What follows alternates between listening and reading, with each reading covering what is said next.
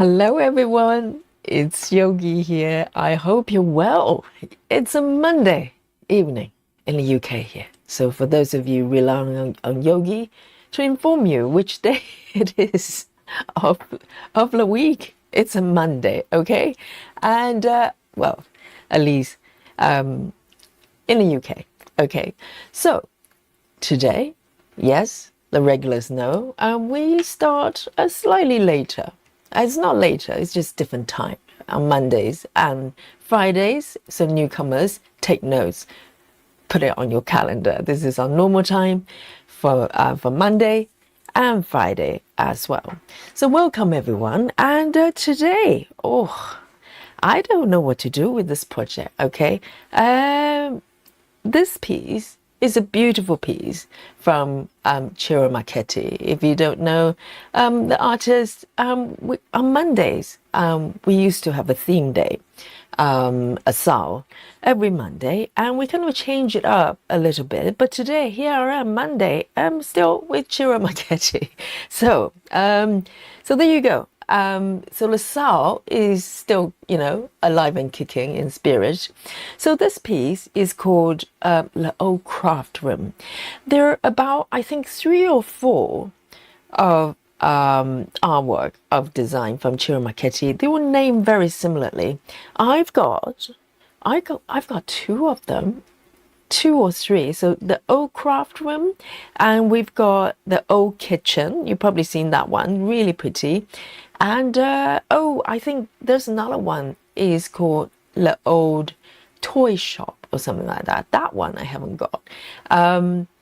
So if you don't know what this piece looks like, it's beautiful, and you would instantly understand why I'm stitching it. Okay, here we go. Isn't that a beautiful craft room, sewing room, basically? And the color scheme is to die for. It's burst with bright colors and really cozy, setting there. And there's a sewing machine as well, the old-fashioned one. Probably, you have to pedal with the feet. And I would like to draw your attention to the space under the sewing machine. Can you see that? This is a little cat there, little tabby there, sleeping away with white gloves. So gorgeous. And this is a mini piece. So we're talking about maybe under 9 pages. What is a typical mini? I think it's about 7 pages. Heaven and Earth page. And I started this piece only in the beginning of this year. And let me show you my progress here. Okay, so this is, I'll need to explain to you what's happening to this piece, because I have not worked on it for a little while, for maybe close to 2 months, okay? And I'll explain why that is in a little bit. But let's look at the stacked here. The numbers, okay? The progress, 3.39. Not too bad, not too bad. And considering, I'm working on so many pieces, and, 3.39 is not too bad at all.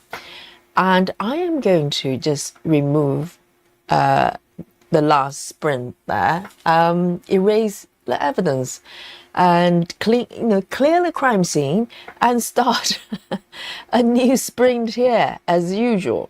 So this sprint is going to capture every single stitch I'm going to make for this session. But if you look at the bottom left of the left side panel there, 88 colors. So by no means, small number, quite typical for Heaven and Earth regular or mini pieces. So this piece, okay,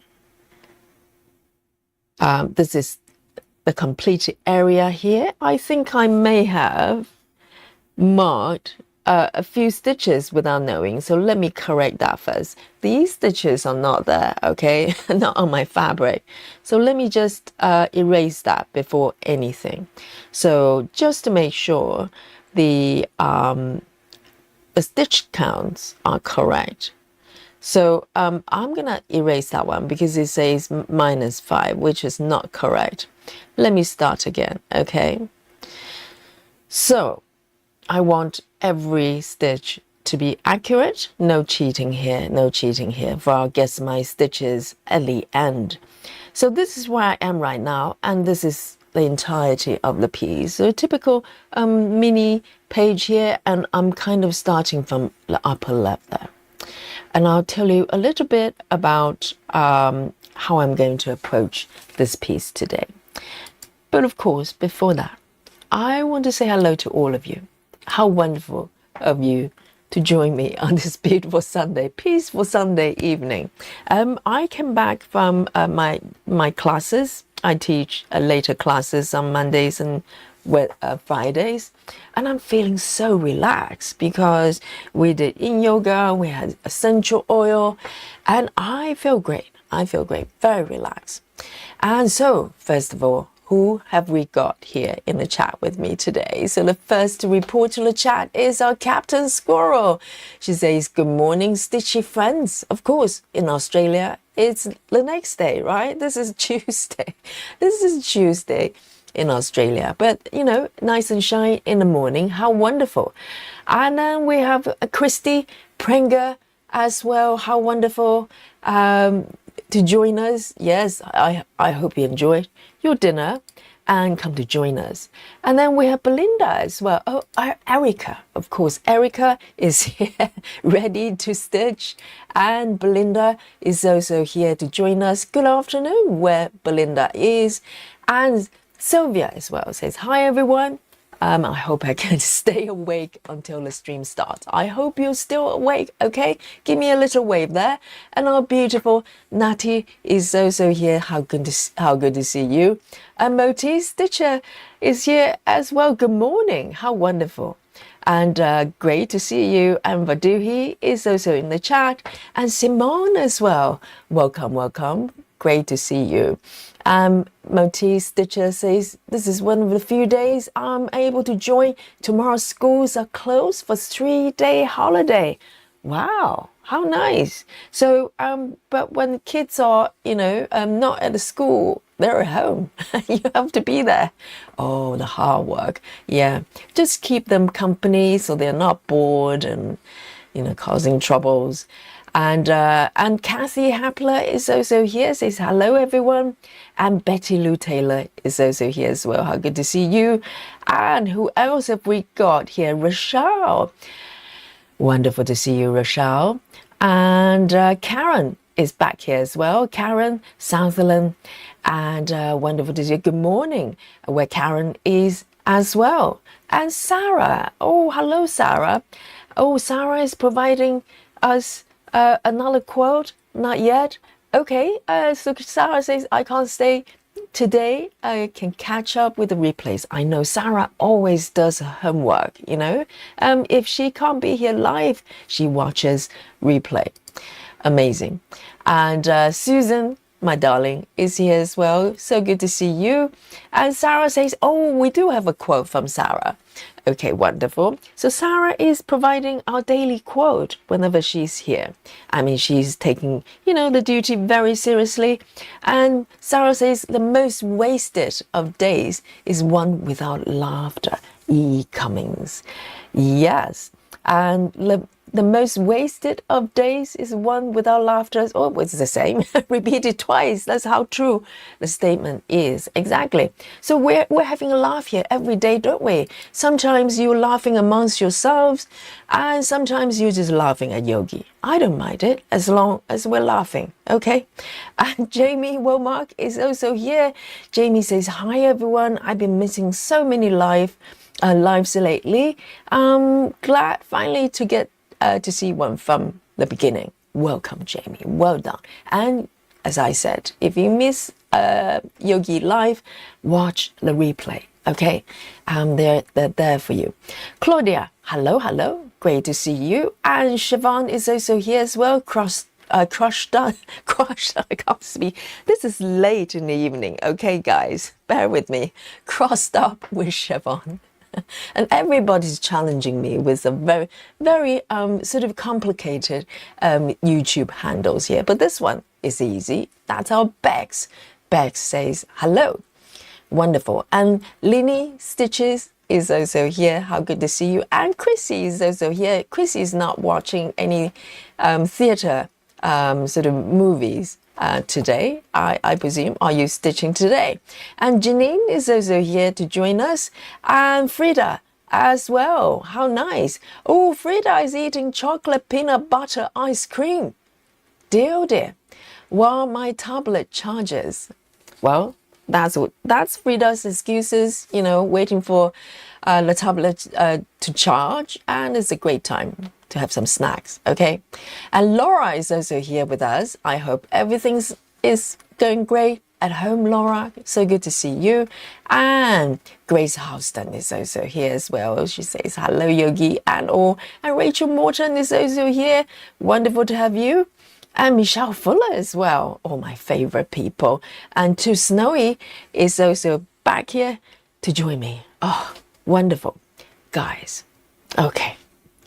Welcome, okay? And let me know what you're working on today. And Chelsea Summers has also joined us.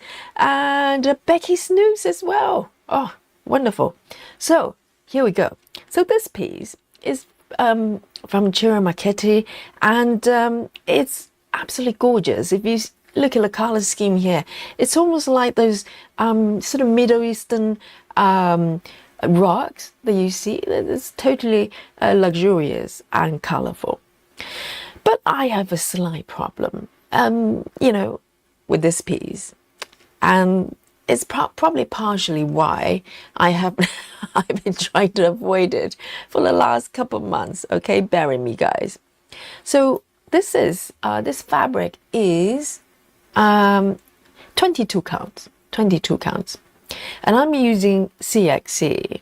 And as you can see, I'm parking, and each part thread has 2 strands. So I'm doing 2 over 1, 2 strands. Full cross, okay, full cross.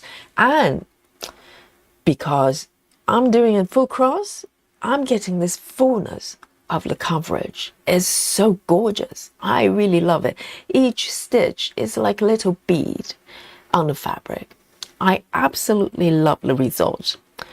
But it's slightly full because stitches are very, you know, well covered. So sometimes it's a little bit challenging to stitch. So I've been doing sort of, you know, 1 stitch at a time, easing away from the edges. Not quite Gemma's method. I'm not following Gemma's method. I'm not following all the rules. I'm simply easing away from the edges. So you probably notice there's no floating stitches. And the reason that I want to do it like that is so I don't get to the situation that I have to, you know, jam my needle through within the box area, you know, and it just makes stitching a little bit more challenging. But at the same time, it is a lot slower, okay? So this is the infamous piece where I where I stitch 60 stitches. I manage 60 stitches in about 3 hours, okay? All right, I know there's some, you know, maybe slow stitches out there like me, but this is probably record breaking, okay? I think most of you probably can manage a lot more than that. But it's just the method of the choice, and also the fullness of the stitches. So I've been sort of wondering whether I can sort of change things up a little bit and maybe make it easier to stitch. Well, it's not hard to stitch. It's just I have to move literally 1 stitch at a time. So I've been back and forth thinking about maybe I should switch to DMC thread. Then I kind of voted against that because, you know, DMC very often come across slightly shiny. I don't like that. I love the mattness a completely matte finish of CXC. And I'm thinking maybe changing the method, but I don't really have that many options, because if I start color completing and, or cross country, any shape or form, I'm going to run into problems where I have to sort of, stitch within very tight space. So after going back and forth a little bit, a few times, I decided to keep it the way it is.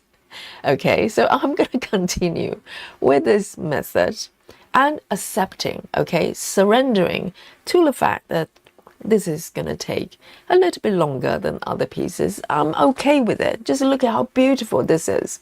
I don't want to give that up. I don't want to change it. And so I'm sticking with CXC for the matte finish, and also full cross. I'm not changing it, because if I change it to 10 stitches, it's going to be disastrous. I'm reducing the volume of the material on top of each stitch, so it's not going to work. So here we are.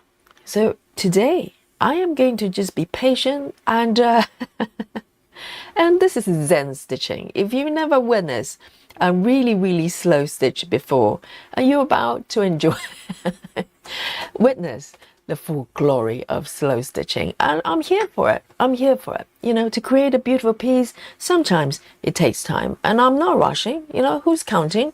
And other than my app for I guess my stitches, but other than that, I'm good.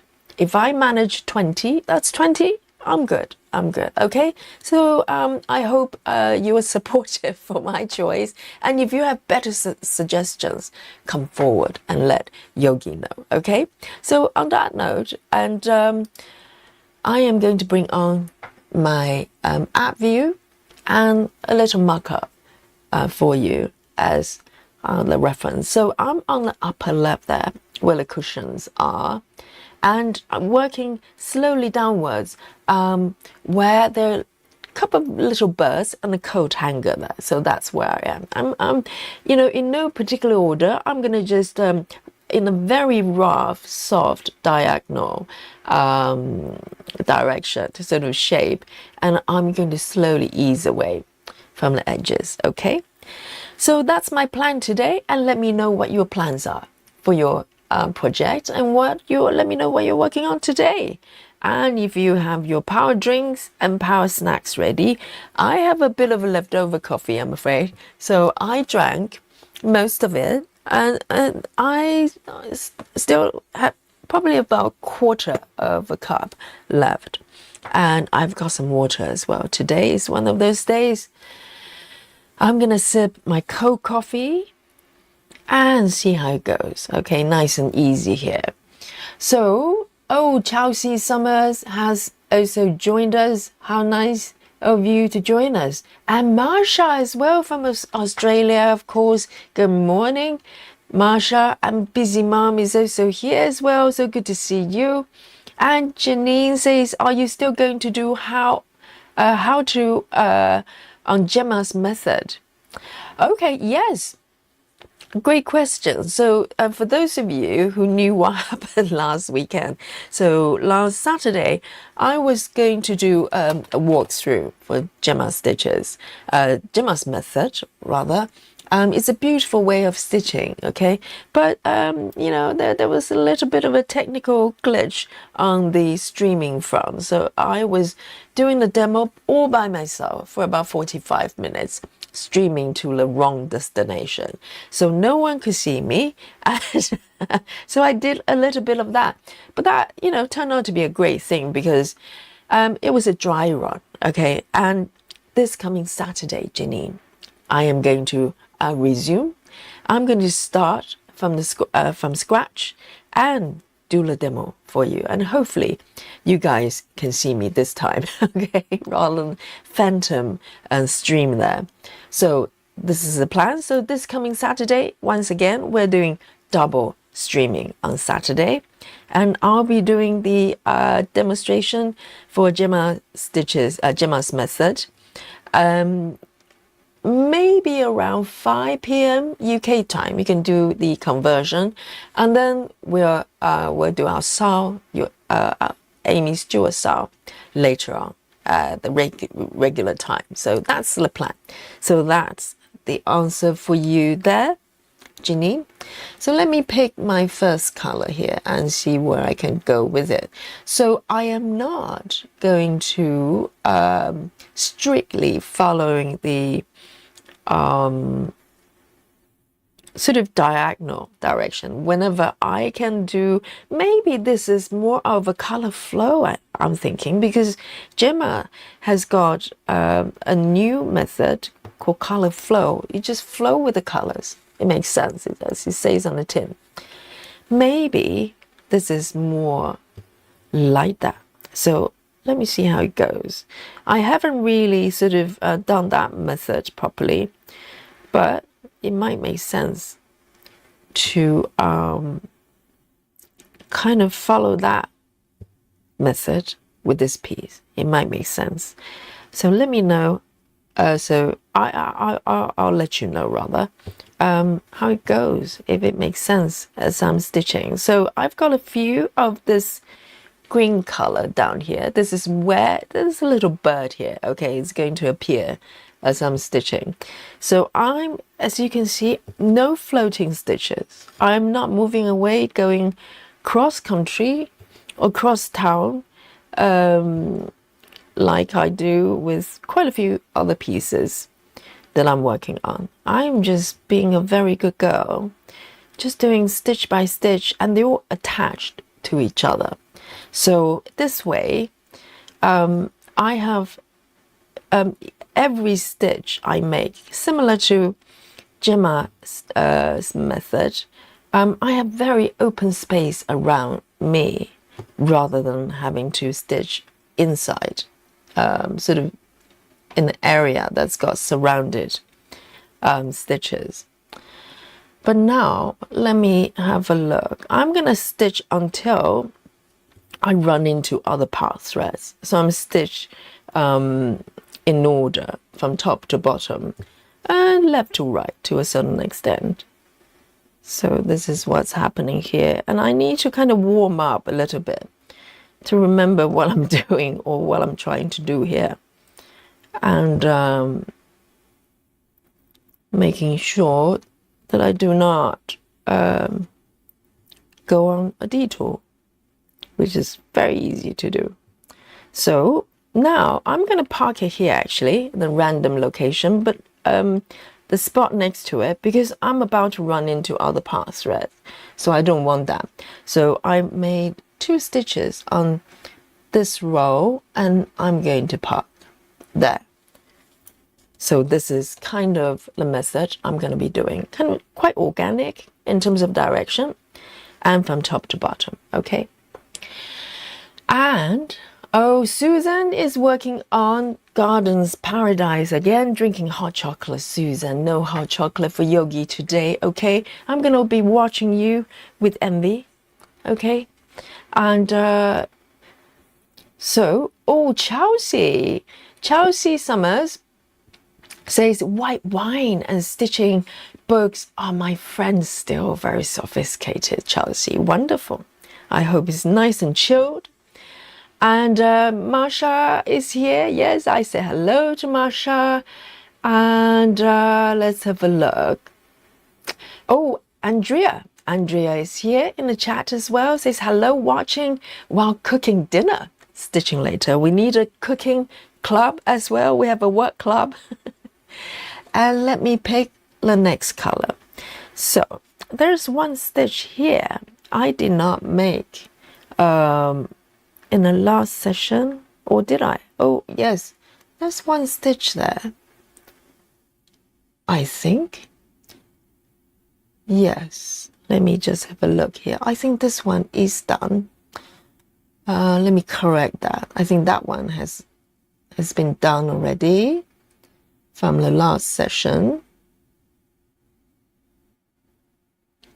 Let me just do that first. Okay, so I am going to do a ninja stitch, literally just one stitch here, I think.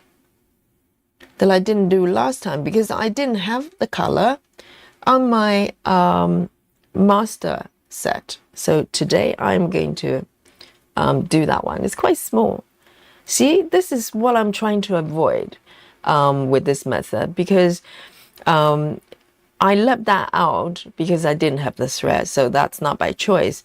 But what I'm trying to avoid is a single stitch that's surrounded by others, because how full the stitches are is kind of quite tricky to stitch. But for that one, I'm gonna just make that stitch and park below. So it's 3 3 4 6 3 3 4 6. So this CXC floss, I do like it a lot. I just love how earthy it looks. Here we go.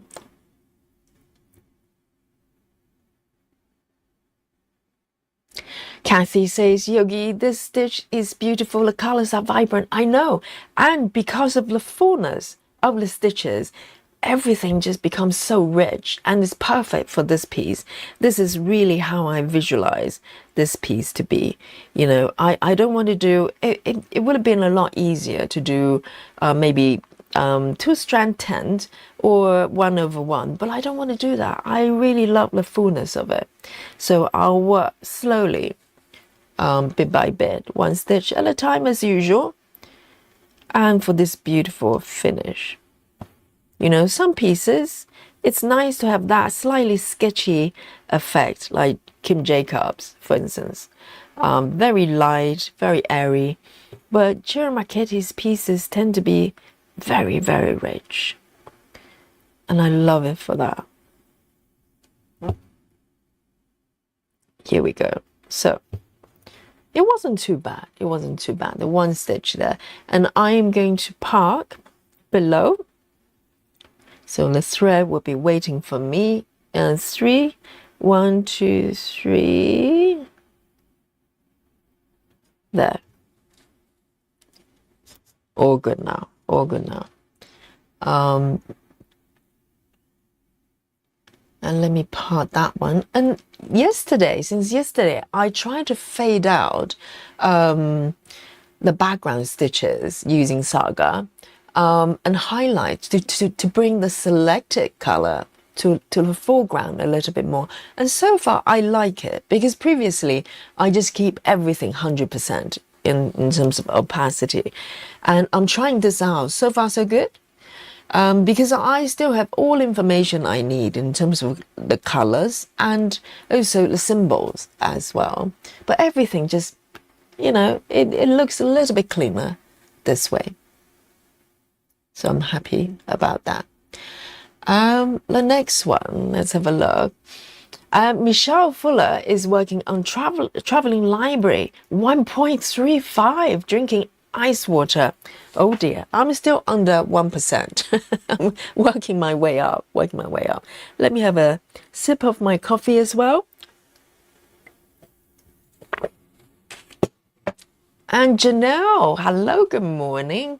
Good morning, Australia. See, when we're starting slightly later, we just, you know, get to catch up with a lot of our Australian friends, because a lot of times they're only able to join at the very end.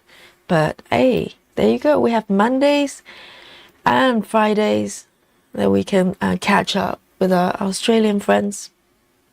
So I'm going to tease these 2 threads out. If you're allergic to parking, okay, today is very bad for you. This is not a good day for you. There's a lot going on here, but I'll try to keep it orderly. It's beautiful. I love managing pass threads. It's very therapeutic, very therapeutic. And if you've never tried parking method, watch my videos with the block by block parking, and also the demonstration of Gemma's method coming up, okay? Here we go. And this one, I can probably manage 2 stitches without breaking the rules. So no floating stitches. I've got this stitch over here and also diagonally. to the left as well. So if you're stitching Gemma's method, you would not be able to make the second stitch. You literally have to park. And if you don't know what I'm talking about, watch the walkthrough this Saturday.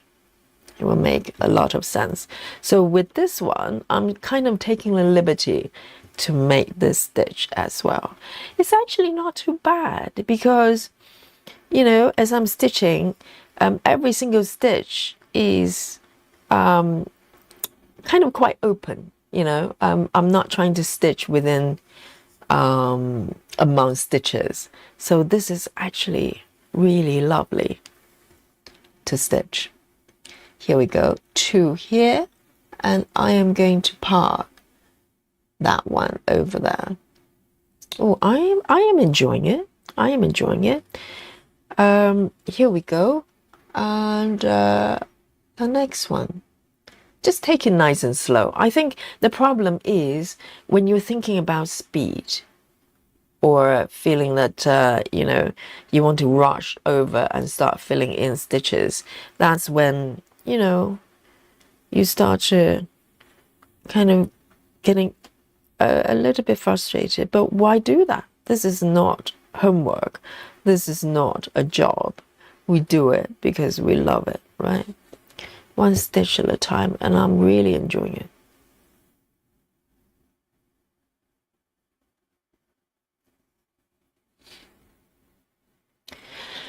And Christy says, I started parking block by block on the diagonal, following the diagonal lines. So a 10 by 10 parallelogram. I'm trying to visualize it. Is it block by block in the diagonal? Oh, right. So it's block by block diagonal parking, right? So very similar or identical to the one I demonstrated the week before. Yes, that was the first parking method I learned. You know, the first time I saw someone parking on YouTube, my mind was blown. I was thinking, I had no idea that you could stitch like this, or you know, such method actually existed. Because prior to that, I didn't need to learn that technique because I was doing very simple charts. And so it was a revelation. So I am going to find my parking spot here. It's going to be 4 from the bottom and 3 from the left. 1, 2, and 3 here.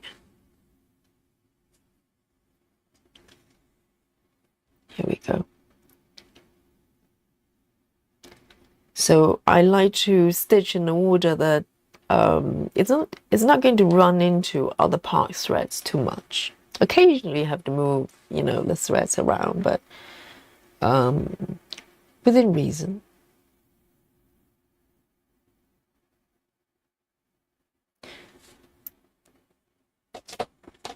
Clara. Oh, Clara is here as well. Hello, hello.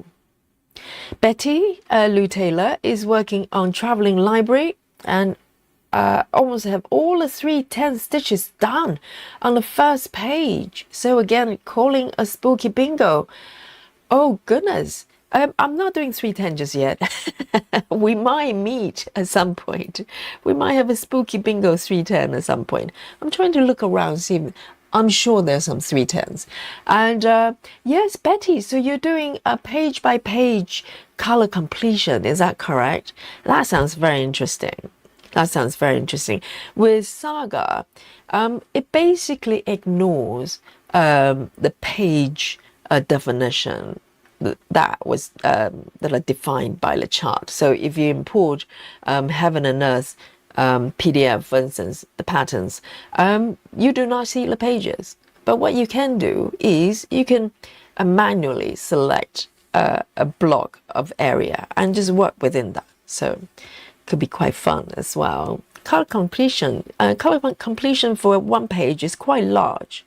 So you still have that sense of kind of extreme cross-country felt to it. That sounds like fun.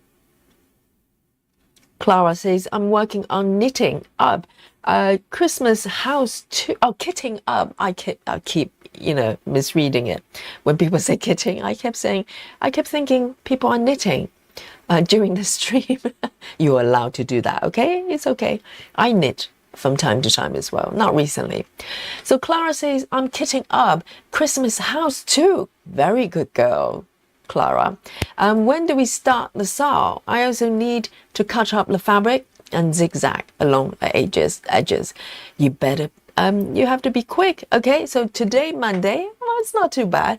We're starting together on Wednesday, this coming Wednesday, in 2 days' time, okay? So Wednesdays now is going to be our festive stitching, or Christmas stitching to be precise, because we're done with Halloween, and for the remaining time up to Christmas is Christmas stitching, okay? And for those of you who are interested in starting with me together, so Clara is doing Christmas house too, and I'm doing Christmas house too as well, but some of you might be doing a different house. So there's 3 different in a set to choose from. So you're welcome to join in.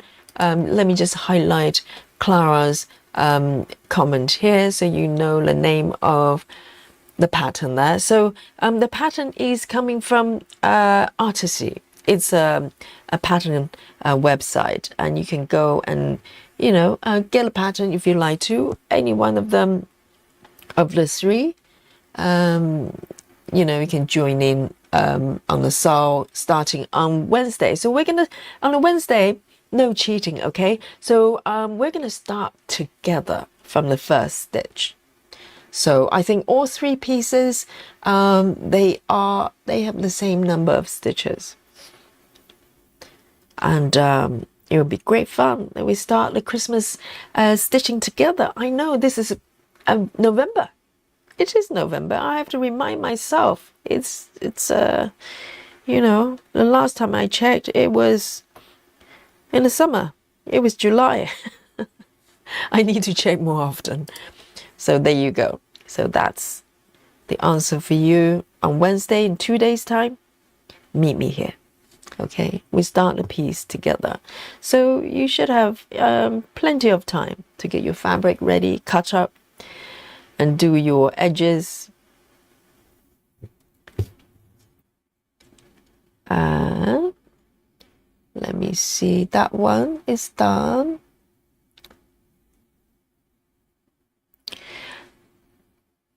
And here, let's have a look. Over here, I don't know why it's not matching up. Oh yeah, it does. Hang on.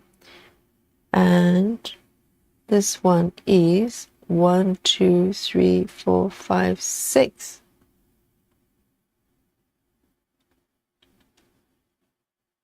Oh dear.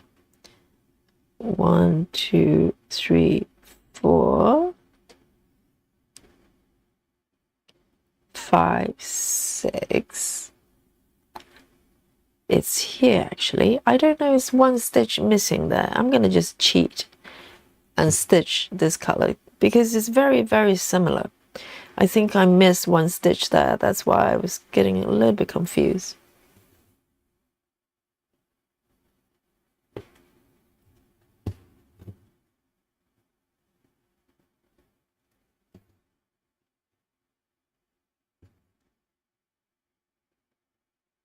And I've got my fabric ready for the saw Wednesday. I'm very excited. It's a new adventure. Here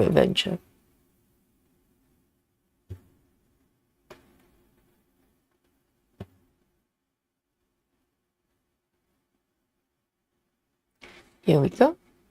And then I am going to park below 2 from above. There.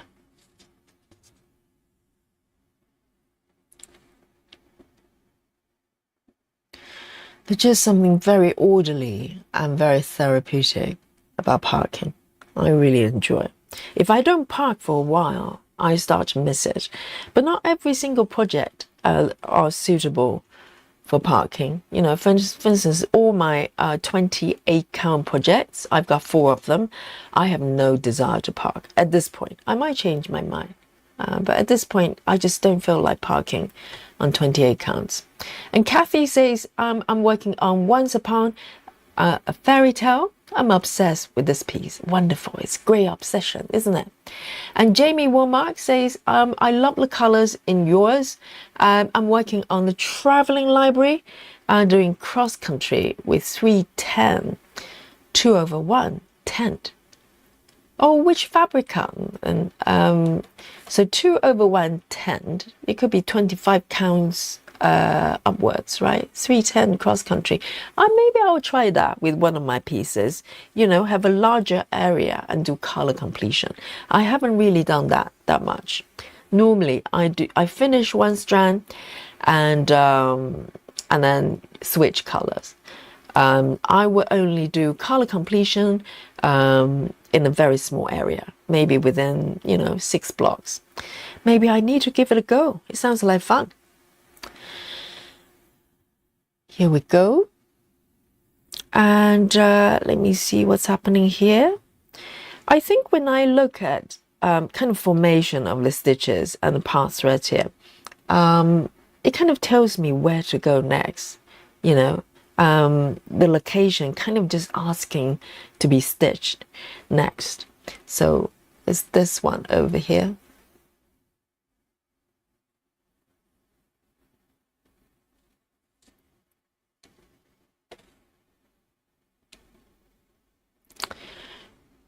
Let's have a look here.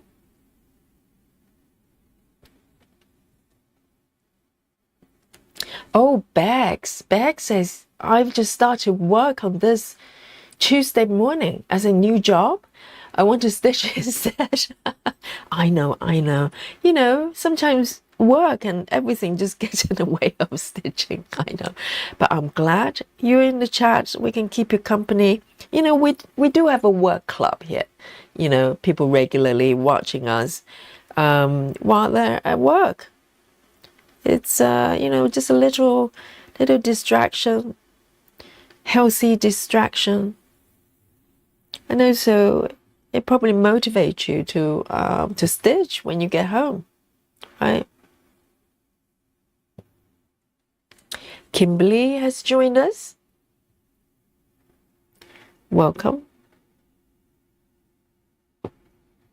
That one over there. And I am going to park down here. It's a little bit tricky to find it because the direction I'm stitching, you know, I park as I go. But it's part of the fun. It's part of the thread management.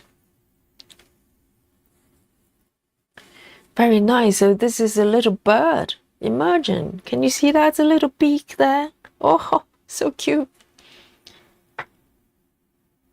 I'm going to go over there and maybe do a few stitches here. Yes. Very good idea. 3A30. 3A30. 30. I do have one threaded already.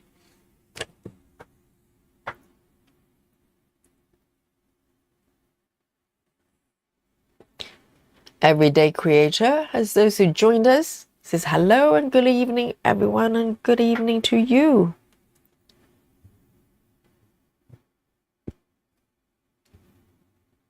Rochelle says, I'm working on traveling library, 25 count, 1/1 at 3.16. Oh, that's way ahead of me. Percent drinking water and hot tea with lemon and honey. That sounds very nice.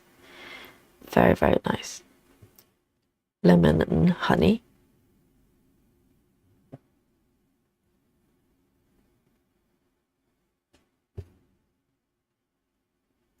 Oh, I'm loving this actually. It feels really good. I don't know why I left it for so long. Sometimes it's just the thought of it that you kind of go, and I'm glad I haven't switched method or the thread, you know.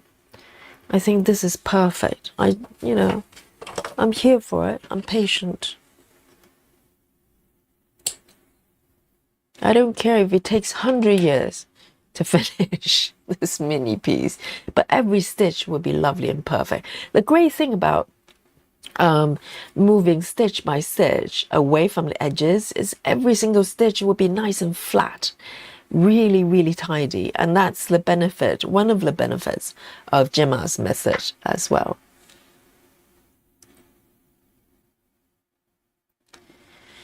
Here we go. And I'm going to maybe work on these ones over here. And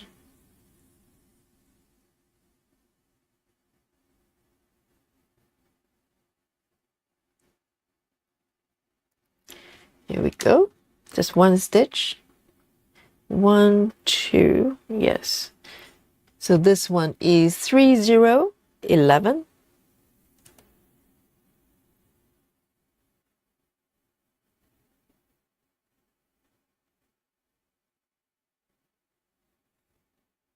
Oh, hello. Have we got a newcomer here? Sandy, are you new to us?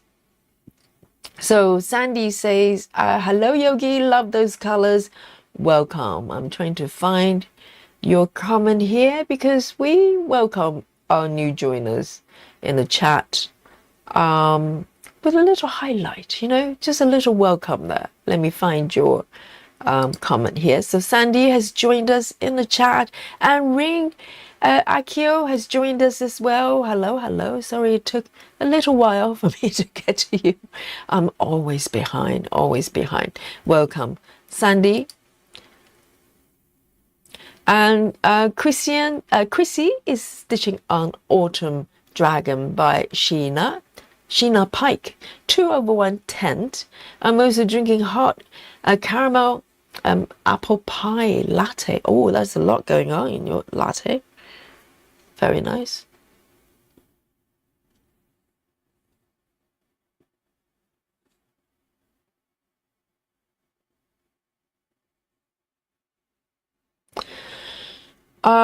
Bags is asking, can I ask a question about Saga, please, Yogi? I'm looking at switching from markup to Saga. I'm currently working on Once Upon Fairy Tale with a lot of blend threads. How does Saga deal with that? Blend threads, I think you can assign 2 colors to them. Let me have a look, because I do have projects that's got blend threads, and I can bring it up and give you an idea. Okay, so it's great you're thinking about switching from markup RXP. If you've been hanging out here in this chat for a little bit, or in this group, you know how I feel about markup. Okay, it's rough diamonds. It's got great features underneath, but it's just not very polished. So let me bring on this one while we're at the subject. Okay, let me just hide your comments here, so hopefully it will make sense. So let me bring on a project that's got blend threads. I think the 14 count projects, I've got quite a few of them. I think this one may have some blend threads there, and let me show you what it looks like with multiple colors. Okay, maybe not this one. Oh, I know. My cropped rim, Granny's cropped rim piece has blend threads. So let me bring that on. Okay, so let me just hide this for now. There you go. This is what it looks like. Oh no, it's not. Oh, here we go. Can you see the bottom one there. I think this is a blend thread there. Can you see number 7, the symbol there that I highlighted? So it's got 2 colors, and it's 3072, and then blanc as well. So it's a blend right there. So I think it would just pull from your PDF. It will, I think it recognizes it. And also this one as well. Let me highlight that one. This one is also a blend color. So it's 632 and 3772. So I think you could, I'm trying to think, you can't assign colors and threads via Saga, but you can do that with Paradise, which is, most of us use for conversion from PDFs to Saga compatible formats there. But it should just pick up from your PDF chart. So I hope that makes sense. Okay. So yes, it would just show two different thread numbers. Here we go. So let me come back here. So I hope that helped.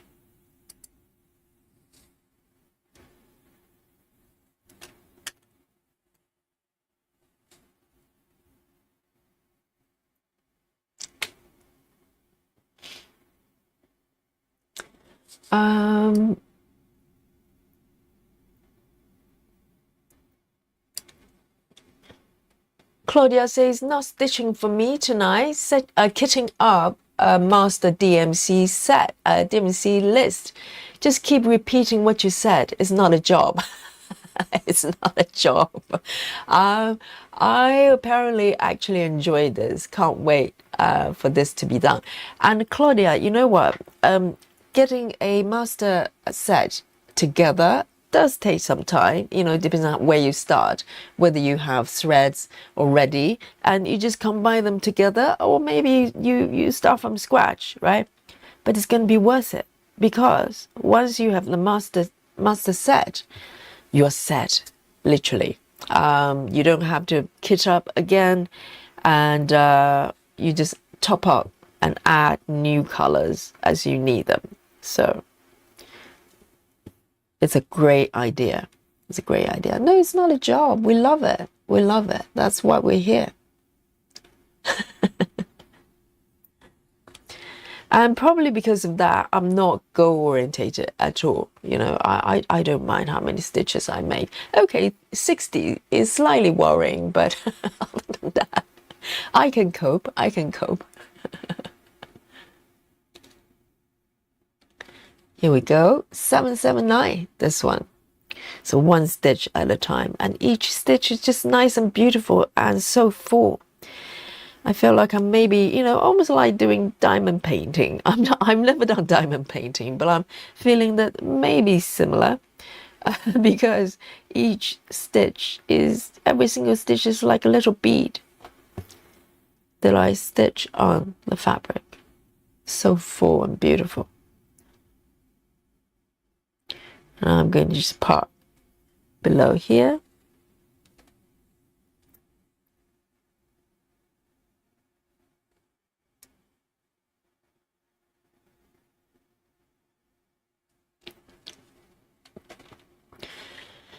Let's have a look.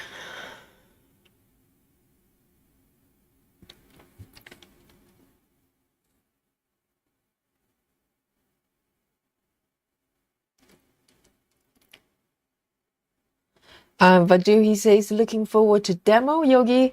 Let's see if I can pick up that method. Yes, Vadu, he has, put in a lot of work looking into Gemma's method. And so, as I said, Gemma has done really nice, really good tutorial in the past. But what I'm hoping to do is perhaps, because, Gemma came up with the Gemma's method, so it's intrinsically making sense to her. So what I'm hoping to bring in for you, maybe some insight coming from someone has to pick up the method from her. You know, coming from a totally alien place and not knowing the method at all, and try to understand how her mind works and why it makes sense. And it does. It absolutely does. Once you practice and do it more, it becomes second nature. But it takes some time.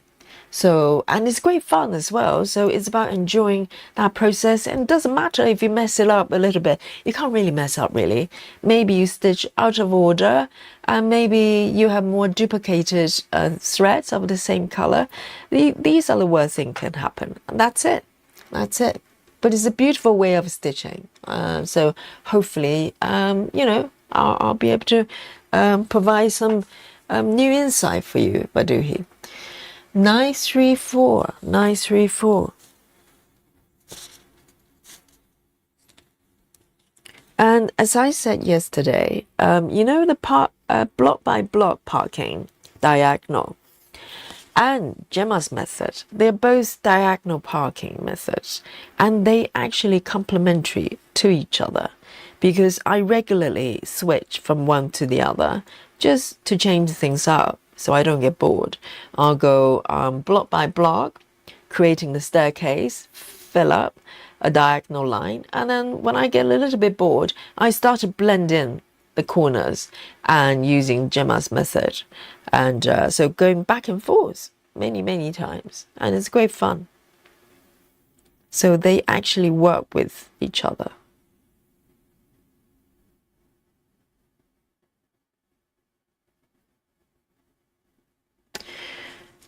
Here we go. I'm trying to make this little bird appear at some point. The little head is poking out. And the little birdie is looking happy at this point because it's so pretty.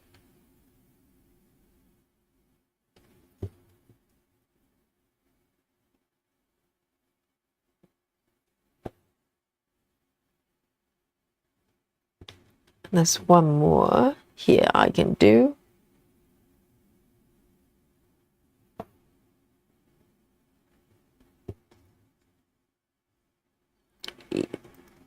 It's so full, each stitch. It's lovely. It's lovely to stitch. Here, let me park at the bottom here. Wonderful. Just so orderly. It's so nice.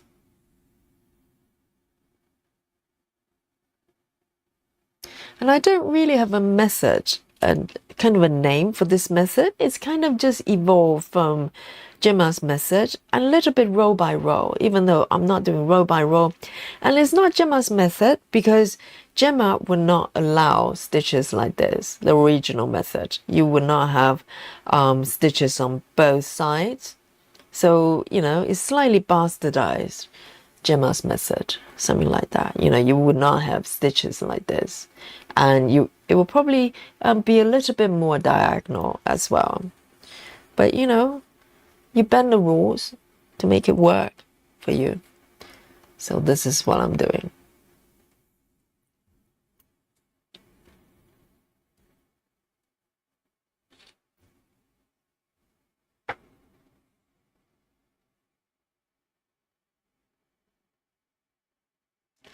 Captain Squirrel says, I just started Fancy Lady for Step Wild Fox Stitchery's birthday, Sal. I thought someone, yeah, Steph. Steph is having a birthday? Birthday, Sal. Fancy Ladies, those beaded pieces, isn't it? I think, are they from Russian artists? Yeah, I've seen them around. They're quite pretty. Busy Mom is working on a quick stitch Sleep Time by Ciro Marchetti. Oh, Busy Mom, that's a beautiful piece. Yes, Busy Mom is doing a quick stitch version, whereas I have a a supersize. I ask you, supersize max colors, okay, charge. I have not started yet. I would love to start at some point. And Susan Barnes, I think, is having the same piece as well. She's waiting for me. She's got everything kitted up, but she's patiently waiting for Yogi. So I'm going to start with the Christmas piece first, and I'll start to contemplate on that piece. So on sleep time. Here we go. So I am going to do this one over here. Oh, we're going to get so busy. 703.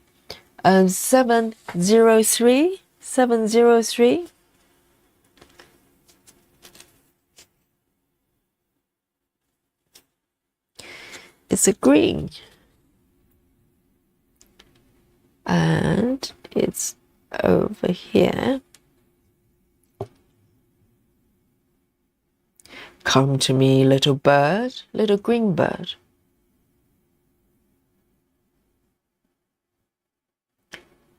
And I'm not going to debate on what kind of birds they are. I think last time someone mentioned.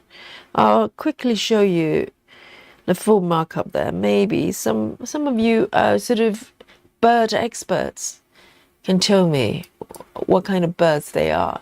They look like little parrots, but they're quite tiny. What do you think they are? If you look at the upper left there, just under the cushions, they're two little green birds. What are they then? I have no idea.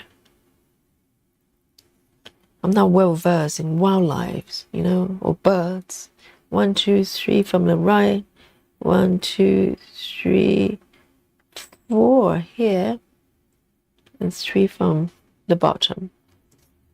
Here we go. There. All right. Oh, budgies. So are budgies a type of parrots? I don't know. Budgies. What type of birds are they? I'm familiar with the name. I just cannot match with the way they look. Clueless. Utterly clueless. All right. And I'm going to pick this up.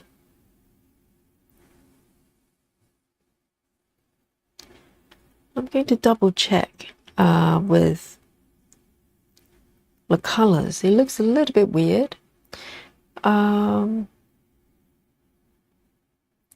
This one.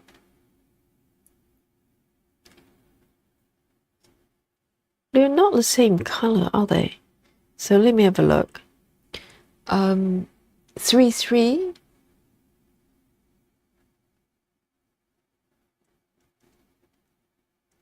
Oh, 16. Okay, 16, that's why.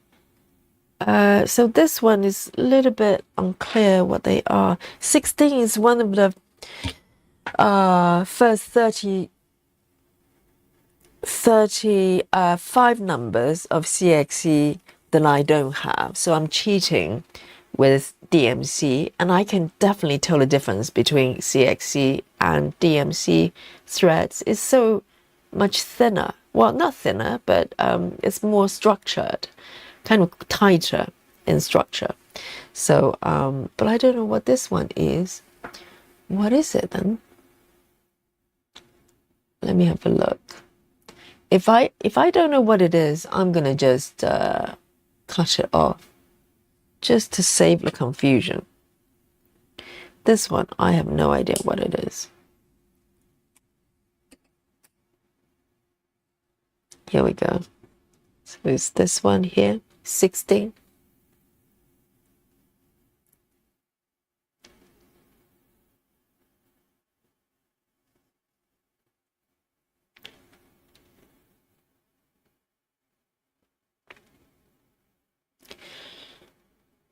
And Kimberly is doing swatches on Christmas.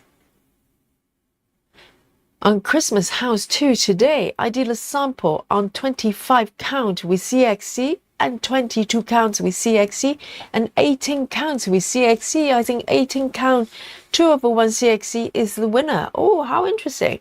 So you you've got 3 different fabric counts, 18, 22 and 25, and you try them all with CXC, but 2 strands over 1 CXC is the winner on 18 counts. Oh, I like the fact you actually did proper testing.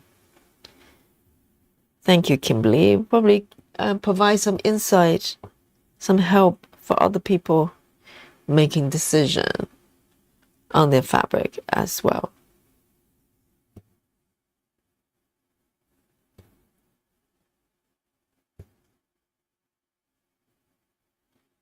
And of course, the Christmas stitching starts from Wednesday. We're going to do it together. And those of you already have Christmas pieces, of course, bring your project. And finally, we can all, do the Christmas stitching together.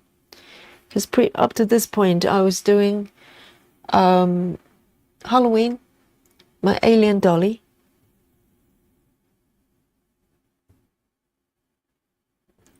Oh, I know which one that was now. It's okay. It's okay.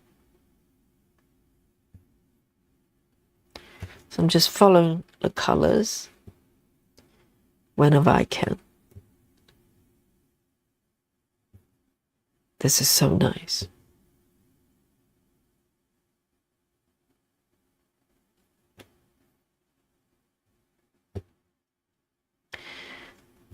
And I'm going to end this thread here.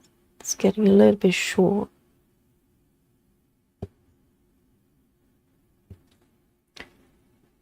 They're so full, aren't they? They're just like little beads. Just lovely.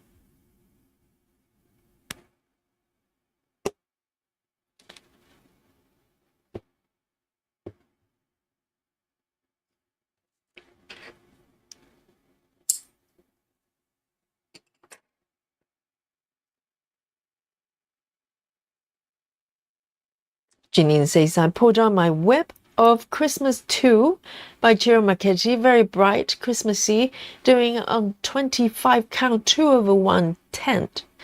It's my only 10 stitch project. Yes, Ciro Marchetti's got a few Christmas patterns as well.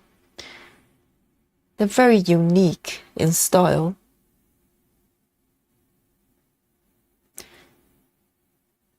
It's very diverse actually, because this piece, and he's done a lot of illustrations for tarot cards as well.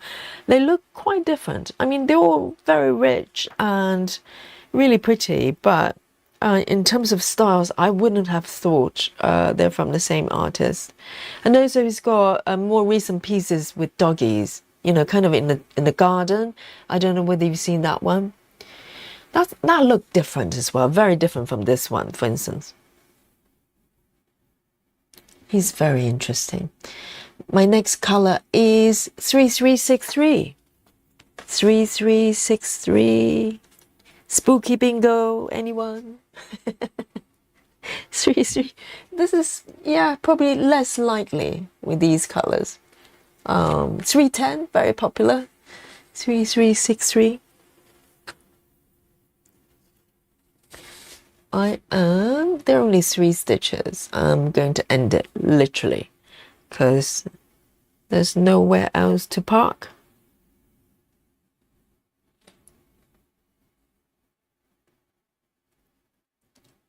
Oh, Karen says they're Australian birds, budgies. Oh, I had no idea. And Laura says they look like parakeets, but I think they're also called budgies. Yes, I hear the name a lot. I just cannot match the name with the actual look of birds. The only ones I recognize are pigeons. Do not say that to Ebony. Ebony does not like pigeons. And what else do I? Parrots, generally, I kind of know. What else do I know? Not that many. Oh, magpie. Magpie, I recognize the black and white. And that's about it. know if I know anymore.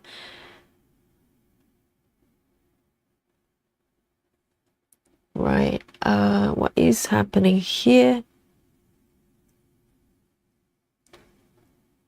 Okay.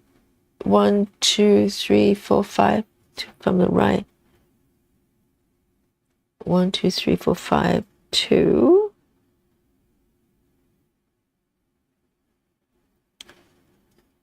It's a bit tricky there. 1, 2, 3, 4, 5. And then one more. 3 from below. 1, 2, 3, yes.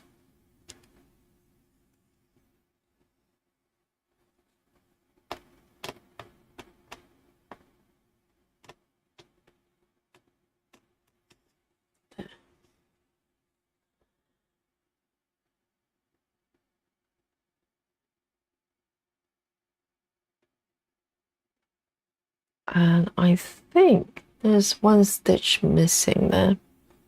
1, 2, 3. 1, 2, 3. Here we go.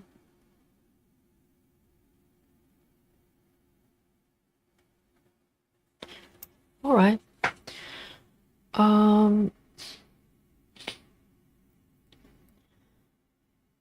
Karen says parakeet. So parakeet and budgies, are they the same thing? I'm going to start another debate.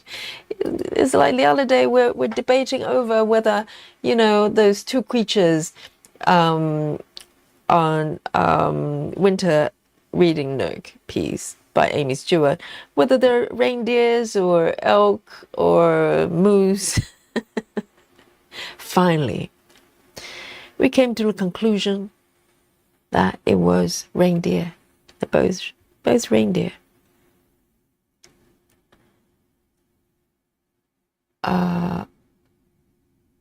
Here we go. Oh, I've got this. Now I know what's going on here. This is very peculiar. I've done these ones already. And 1, 2, 3, 4. 1, 2, 3, 4. Okay. Fair enough.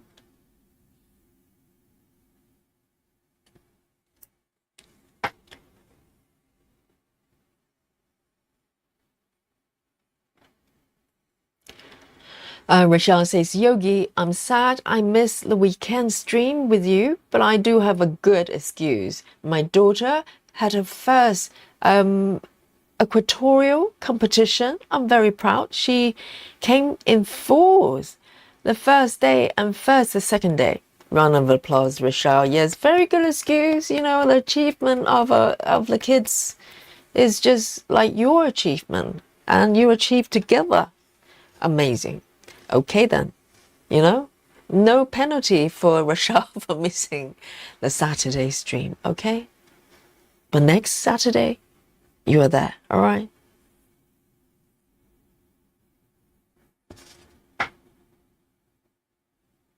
Very nice. So this one, let me have a look. Why is it like this? I think I missed a stitch with one of the colors I already have, so I'm gonna go and stitch it and park it down. I think I may have got it mixed up for some reason.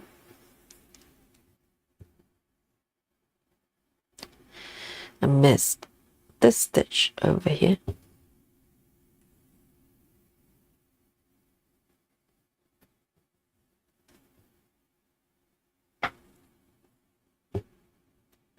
Hello, Gay. Gay says, good morning, all. I'm working on the castle again and trying to perspire. Try not to perspire too much, as we expect to hit what? 29 Celsius today. At least it's no hailstorm for a change. Yes, Gay. I know it's. I'm thinking Gay's in Australia, correct? So so Christmas is really hot. Christmas is barbecue time, right? Oh, what a strange world it is. Upside down, inside out. It's reversed in Australia. So it's getting warm because when in July and also June as well, we're having heat wave over there quite rarely, and over in Australia it was cold. So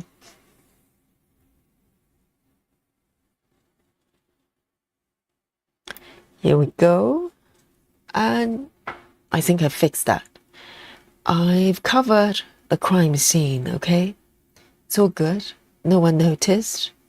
I fixed it. No trace of evidence behind. I'm a pro. I'm a pro. Here we go. Can you see that? It's a little bird's head emerging there. So cute. I think it's when when the chart is really well charted, just a few stitches can define a lot of things. These are not that many stitches, but you can tell there's a little bird appearing. So cute.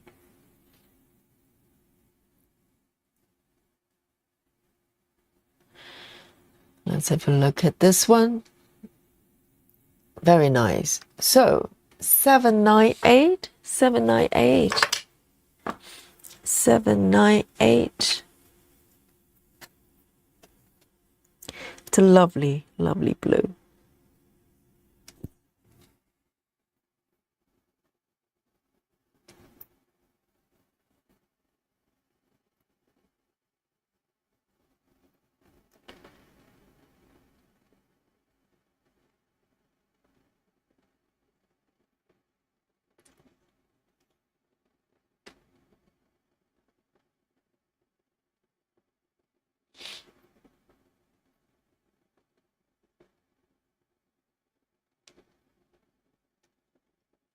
Pudgy smugglers bags. I think that's why I'm familiar with the term. There you go. Rochelle is asking for a good place to get full set of CXC floss. And Rochelle is in USA. Yes, any suggestion will be very nice. Rochelle. And let me start here, do a loop. Hello, Lizzie.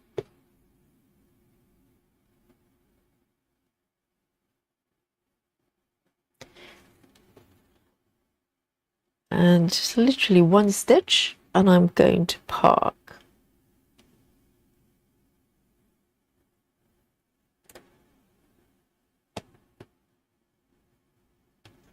Oh, what's happening? Yeah. Here you go.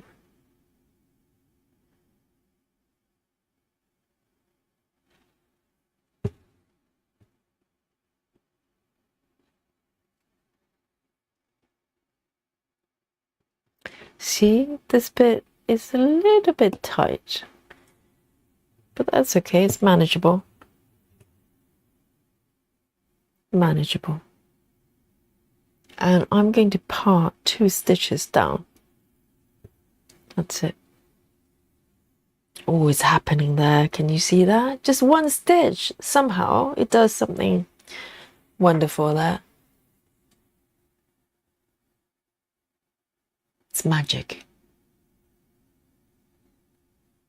So this one is part at the bottom there. I think that's correct.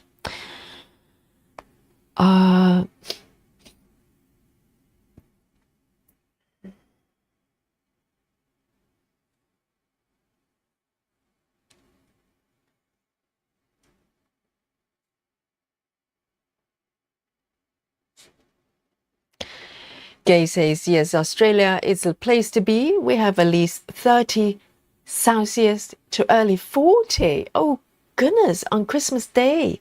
Good time to burn the AC. Wow. How nice.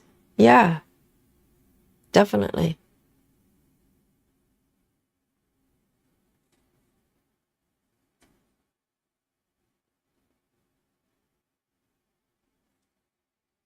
And Brandy is also here as well. Welcome.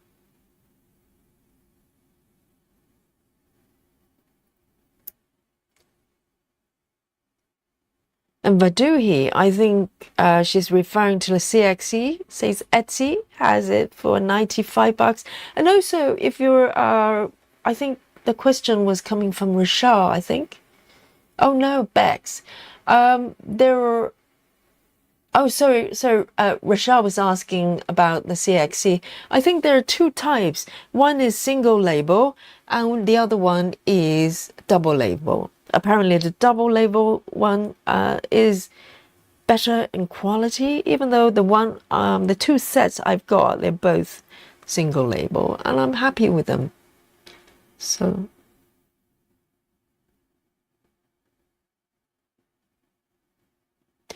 this one literally just one stitch, 796, 796. See, you know, even though this is not max color, and this is a mini piece, is by no means less confetti. It really depends on the pattern. And my theory is both regular size and mini, they both have the same number of colors. So if you think about you know, just do the math. So less number of stitches but same number of colors. So in theory, mini pieces might actually be more confetti compared to regular. That's my theory, even though they're recharted accordingly. So who knows?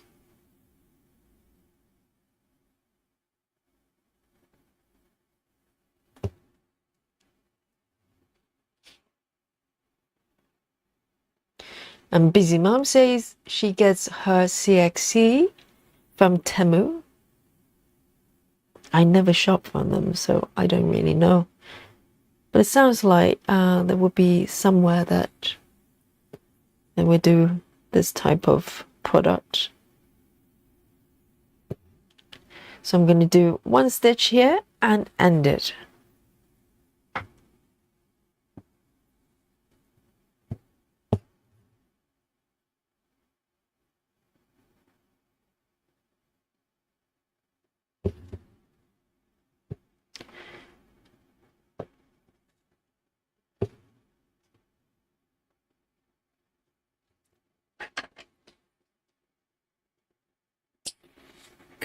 Seven, 796.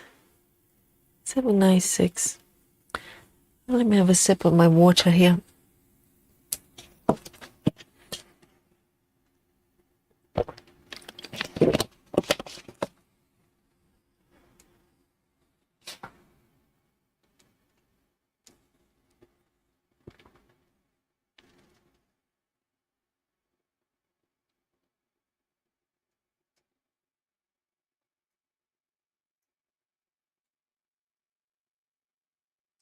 Here we go.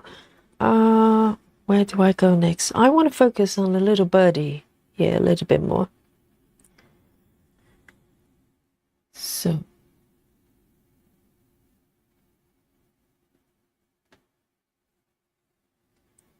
let me see. So this area is slightly more confetti, I think. Let me see. I marked that one by mistake. So this one, all right. I've already got a thread here. That's part already. So I'm going to do this one first. So I can take this thread over to the left as well. So it's a bit of a high level planning necessary as well. So in order to do that, I'm going to do this one first.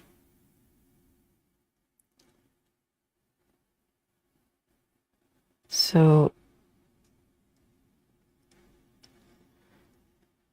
I've already got a part thread over here. Interesting. Okay, I'm gonna take a new thread. So they're duplicates of the same color. So you have to make a judgment call in terms of whether you leave them separate and add a new thread of the same color, or take it over to another location. And in this case, I am going to add a new thread of the same color.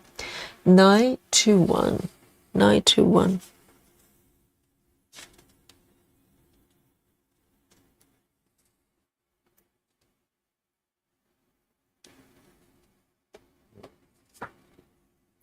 Karen says, hubby and I are currently trying to set up a painting fairy stand and frame, not having fun. Karen, you know, I'm not surprised because I've been watching Komari, for instance, and a couple of other Japanese floss tubers, and almost everybody over there, for some reason, I don't know whether it's mandatory to be a floss tuber over there, all of them have one of those metal ones. I think probably all of them are from the same company, and they look very tricky to put together. This is not, you know, plug and play situation. It's very tricky and lots of parts. I have put IKEA furniture together before. This is not the IKEA situation. This is a lot more involved. So I hope it works out. I was watching a tutorial and I was going, serious? You want people to put all of that together with so many small parts? And but I hope it's going to turn out good. Otherwise, you know, it's a bit rubbish, isn't it? It's down to product design. I think the less the factories, they have to put things together, maybe they can reduce the price of the product a little bit more. I don't know whether that's the reason, because it just seems not very user friendly to make the process so complicated. Captain Squirrel says it's 14 Celsius in South Australia at the moment, so it's not that warm. It's higher than London. London, the highest point maybe only about 5 minutes. It's about 12-ish for the last couple of days. It does feel quite chilly though now. The lowest point is probably single digits for sure. So 14 is not that much higher, but so it's not 40 degree then. It's not 40 degree like the other area.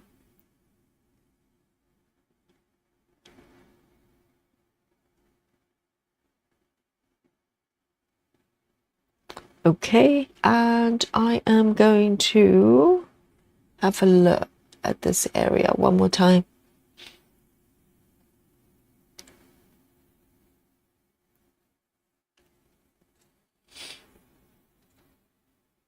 And Kimberly says, I got my set, referring to CXC from AliExpress. I think AliExpress, they do it for sure, and double label as well, I have seen.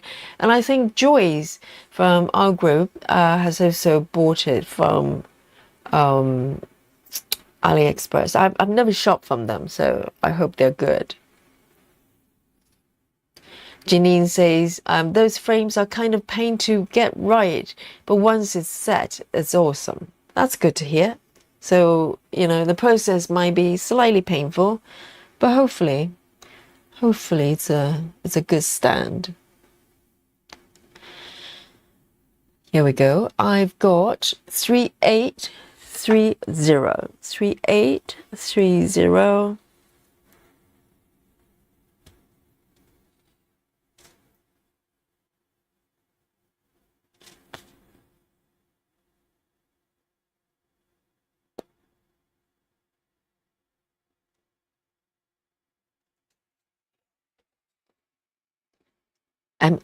Hello, hello. I'm going to just call you MM. So MM says, I also have one metal frame. Is it from the same make? I hope it's probably easier to put together. And also they're very heavy from what I heard you, sort of review from you guys. They're quite hard to get to put together, and they're quite heavy as well. So you probably need fair amount of space to sort of keep them around. And I don't know how it fares if you have, quite a few different projects you want to load and unload.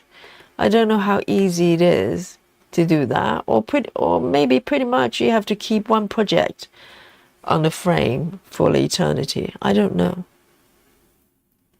It wouldn't be practical for me to use them, because I've got many projects that I cycle through.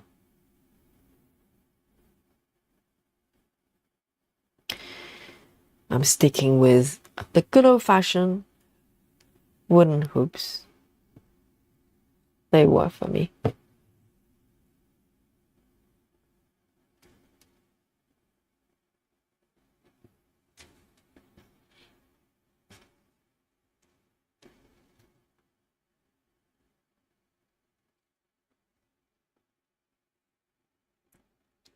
Lizzie says, I have a lorry stand. It helps me with my larger pieces.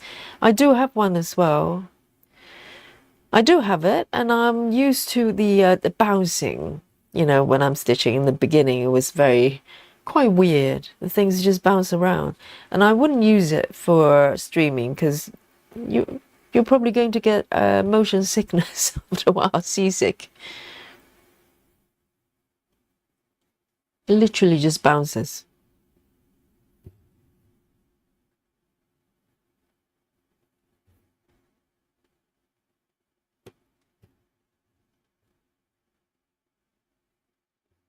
Here we go.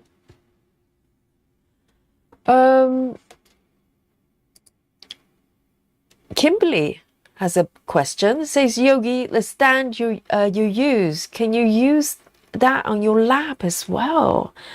I don't think it's designed to do that. What I've got here is a desktop stand. I think to those lap ones, you tend to be able to kind of sandwich the base between your thighs to stabilize it, or sit on top of it ish. You know the ones I'm talking about. This one has got kind of just a flat base here. You can see. So if I remove this, right, it's got very flat base here. It is literally just like that, and you can adjust the position. You can slide the frame based on these two vertical bars. You can slide them around to create the width for your frame. But other than that, no, I don't think it's designed to do that. You can try it, but if you rest something on your lap, you need to be able to stabilize it in some way.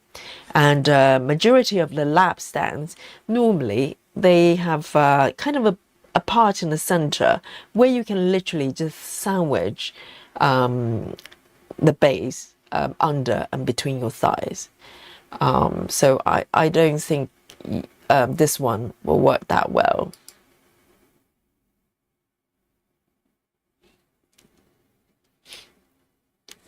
So, but this one's great if you're using a desk. It's very, very stable, very, very stable.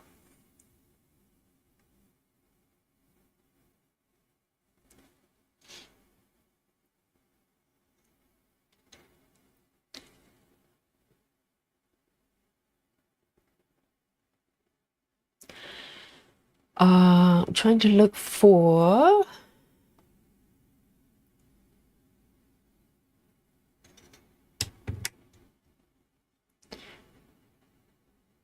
So Beck says, I've just purchased the frame from Painted Fairy. I have the 1.6 meter long score frame, and it makes life easier, but it's quite heavy. So I have now purchased the stand. Okay, so you have the frame and it's so heavy that you have to use their stand as well. Otherwise, you probably can't just rest it on top of normal stands. So there's quite a lot of investment, isn't it? I think it's quite nice if you have just one or two pieces, then you just get them sort of, set up on the frame, kind of semi-permanently without having to do much to it. Then it's probably worth it. But if you're constantly changing your projects, then it's not really practical. Claudia says, for Christmas, my mom gave me a slate frame. I'll be able to get my fabric tight as drum if I want.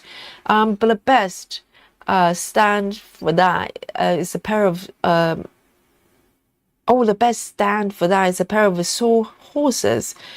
Practical, but not beautiful setup. So what is a slate frame? Is it one of those wooden frames? I quite like the look of those wooden frames.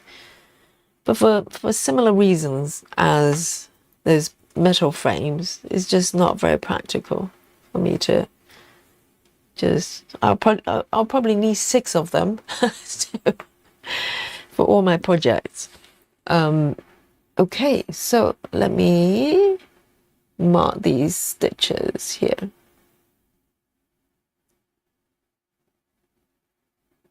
Okay, so you've never seen slow stitching before. You're witnessing a beautiful slow stitching. Okay, I'm enjoying it. I love it. Let me have a look here. Let me move over here.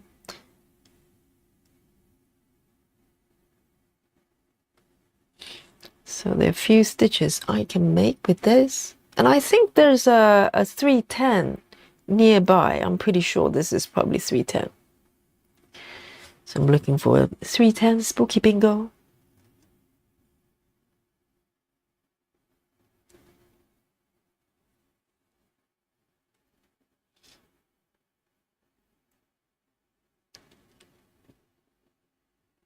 Janine says, I have the sofa stand. Oh, referring to those metal ones. The floor stand is very big. Well, that's the thing. It's not really designed for, like a small space. You literally need to have a clear space for the frames to be set up like that, and the stand below as well. That's proper.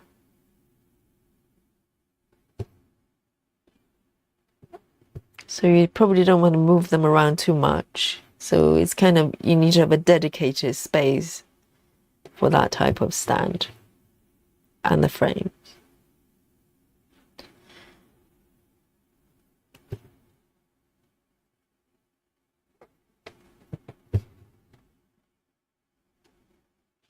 And the thing is, those frames, they're not adjustable, aren't they? I think they come in different sizes, but you can't adjust them to make them into different sizes. And to be honest, for heaven and earth projects, even a regular size, majority of them probably exceed the frame width. You probably need to get super large ones to accommodate, a landscape piece, right?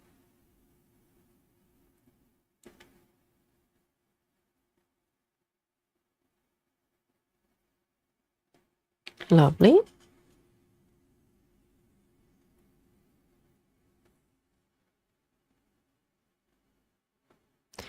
And MM says it's heavy, referring to the frames. Yes, they look heavy. They look very heavy. But when it comes to tension, because I think that type of frames are probably quite good for tension, right? I think that's one of the selling points. But having watched Komari's channel, she had to add extra accessories in order for the tension to kind of be persistent. She had to have kind of additional accessory. I don't know how to call them. That they probably come from the company as well.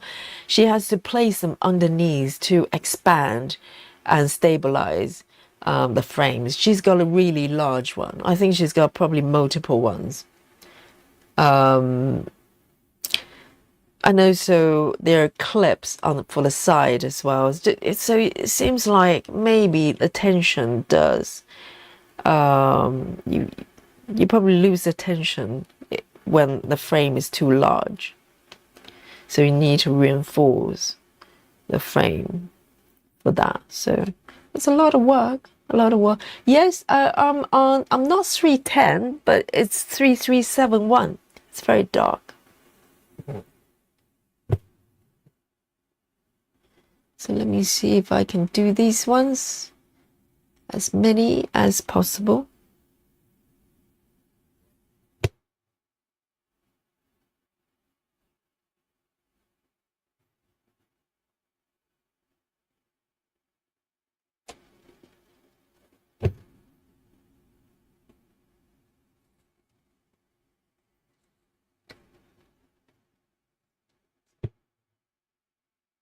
Two.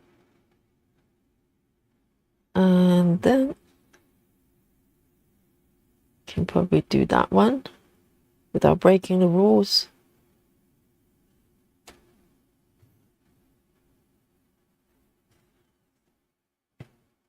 And then one more.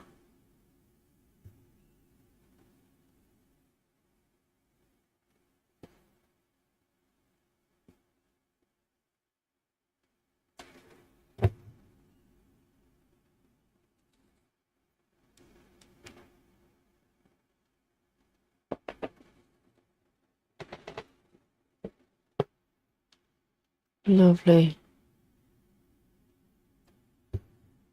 I'm going to park it down here.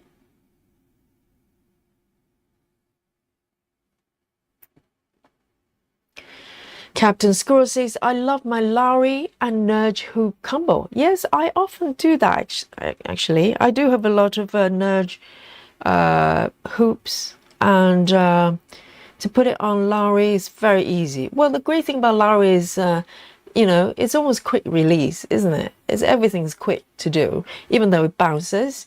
In the beginning, you do need to kind of get used to it, because it literally just bounces. I wish they could do something about that. But otherwise, it's very flexible and very light to use. It's a good one to get. 1, 2. That one is done as well. And then I'm going to move over. I'm not doing too badly. It's not speed stitching, but then again, when do I do speed stitching? So this one's quite dark as well. So this one's 934. 934. Oh, spooky bingo. Which one? Kimberly, which color? Spooky bingo 3371. Okay, sorry, I didn't see that. And then Busy Mom as well. Round of applause. The first spooky bingos. Very nice. From Busy Mom and Claudia, Kimberly as well. So a little bit of so I didn't see that. Need to catch the moment, don't we? So this one is that one over there, and this is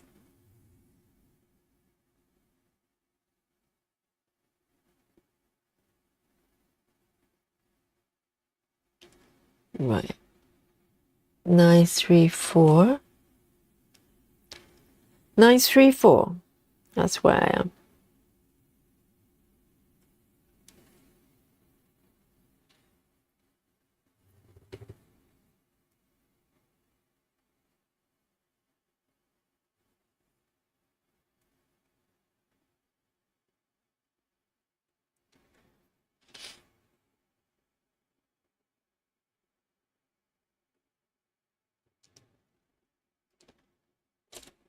Janine says, I have a lorry with Q snaps in my living room and my painting fairy stand and frame in an extra bedroom. I've taken over the house. Yes, it's a stitcher's house, you can tell for sure.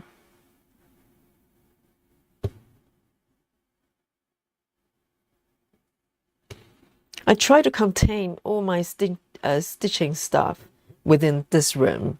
So if you walk outside this room, you wouldn't know there's a stitcher in the house. So just to keep things in order, you know, so it doesn't get out of control. So everything's inside this room. 1, 2, 3, 4. 1, 2, 3, 4. 2 from below. Yeah.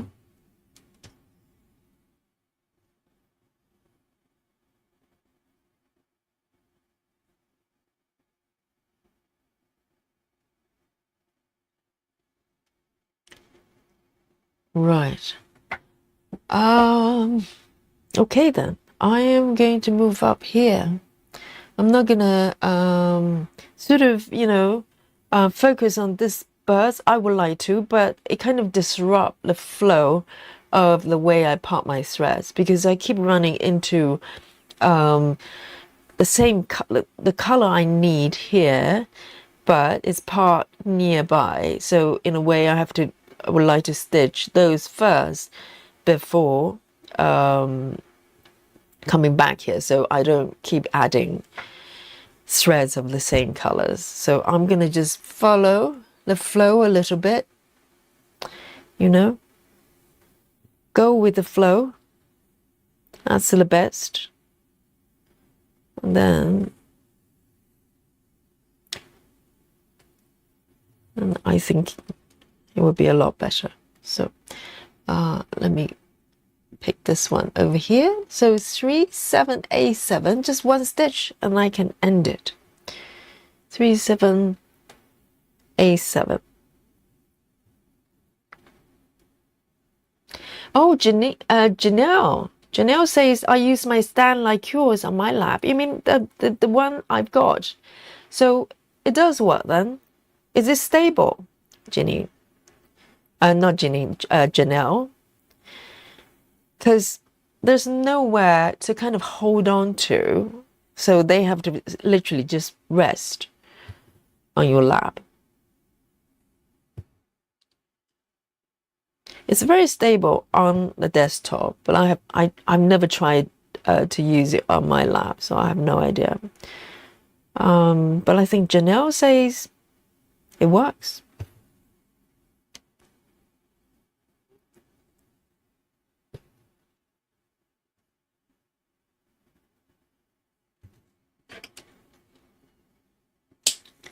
Three, 7, A7.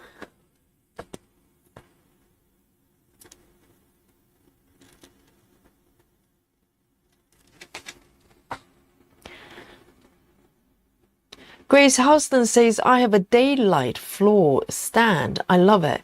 Daylight. So does it come with the lighting as well from the sound of it? So is that for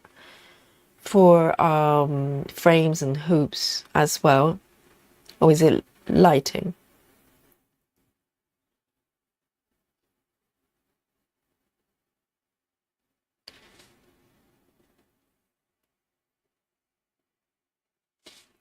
Chelsea says, I'm so close to a page finish and I'm having to tell myself I'm not allowed to stay up all night to achieve it. Oh, very tempting, particularly when you're close to finishing and when you're in the flow. Some days you just like, I feel like I don't want to stop. I don't want to stop. I don't want to go to bed. What a nuisance. I know the feeling. It's nice to have, isn't it? Because some days it's maybe a little bit of a struggle. You do a few stitches, you know, you feel like, oh, is this the right project? Shall I switch to another one? But some days everything flows. You can't stop. You don't want to stop. How nice. It's nice to feel like that. I think that's why we love stitching. It's just beautiful. Great fun. Claudia says slate frames are wooden, but you don't use them quite like the score frame. You lash the fabric to the side. Ha! I'm trying to visualize that. Mom learned about them when she was getting her degree at RSN. I don't know what RSN is, but I've never heard of those. Maybe I've seen it. I don't know. Is it typically used for this type of stitching? I wonder. Because majority of frames, wooden ones or metal ones, they have the common problem is that if your fabric is wider than the frames, then you kind of have problems. There isn't a way to manage extra width, right? So you literally have to get frames that can accommodate the width of the project, which is hard because we work on very large projects. I mean, I'm just trying to think, Gecko Rouge, like Gecko Rouge. I need a giant frame for that. That is just not practical. Let me take a sip of my coffee.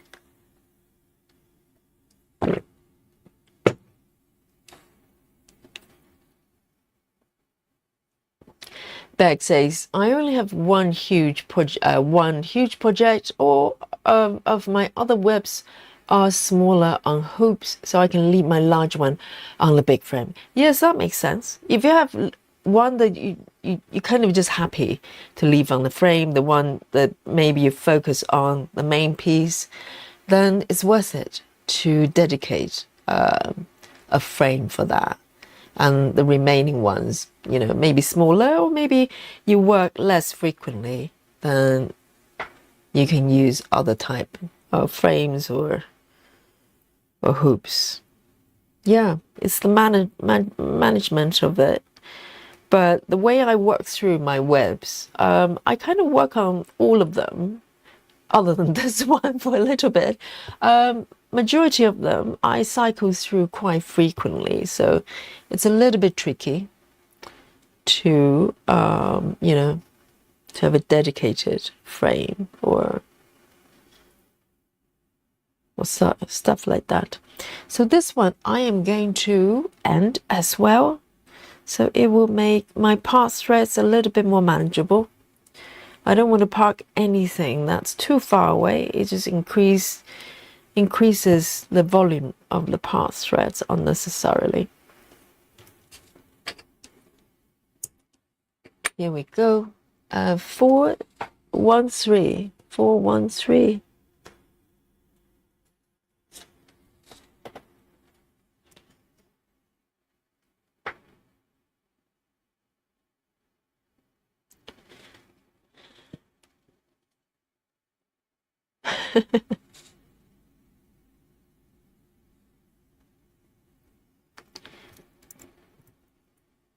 Here we go. I think I might come back down a little bit. Let me have a look. There's a flat space there. This area is quite confetti, so it takes a little bit of courage. But I might just do a few stitches here because it's so pretty. The cushion is so pretty, really adorable. So let me have a look. I might start with these ones actually. Ease my way in.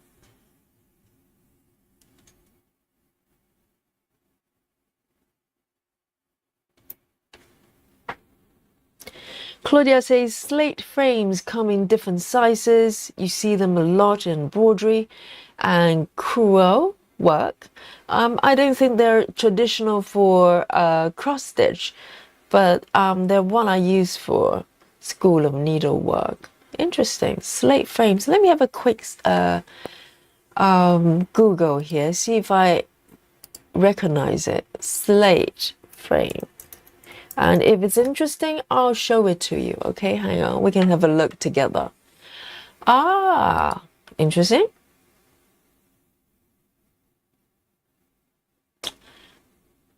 Oh, hang on a sec. Do you guys want to have a look let me bring the browser in then. I think it's interesting to have a look at it because Claudia can probably explain to us how it works. Because from the look of it, it looks like 4 pieces of wood, kind of. Let me just show you. It's probably easier than me describing it, which is very, very clumsy. And Claudia, you can tell me whether I'm looking at the right thing. Okay, I've seen something like this before, but I have no idea how it works. So let me bring on my little browser here so we can have a little look. It's all about learning, isn't it? So here we go. So this is what I'm looking at. So am I looking at the right thing at all? Let me just move up a little bit. All right.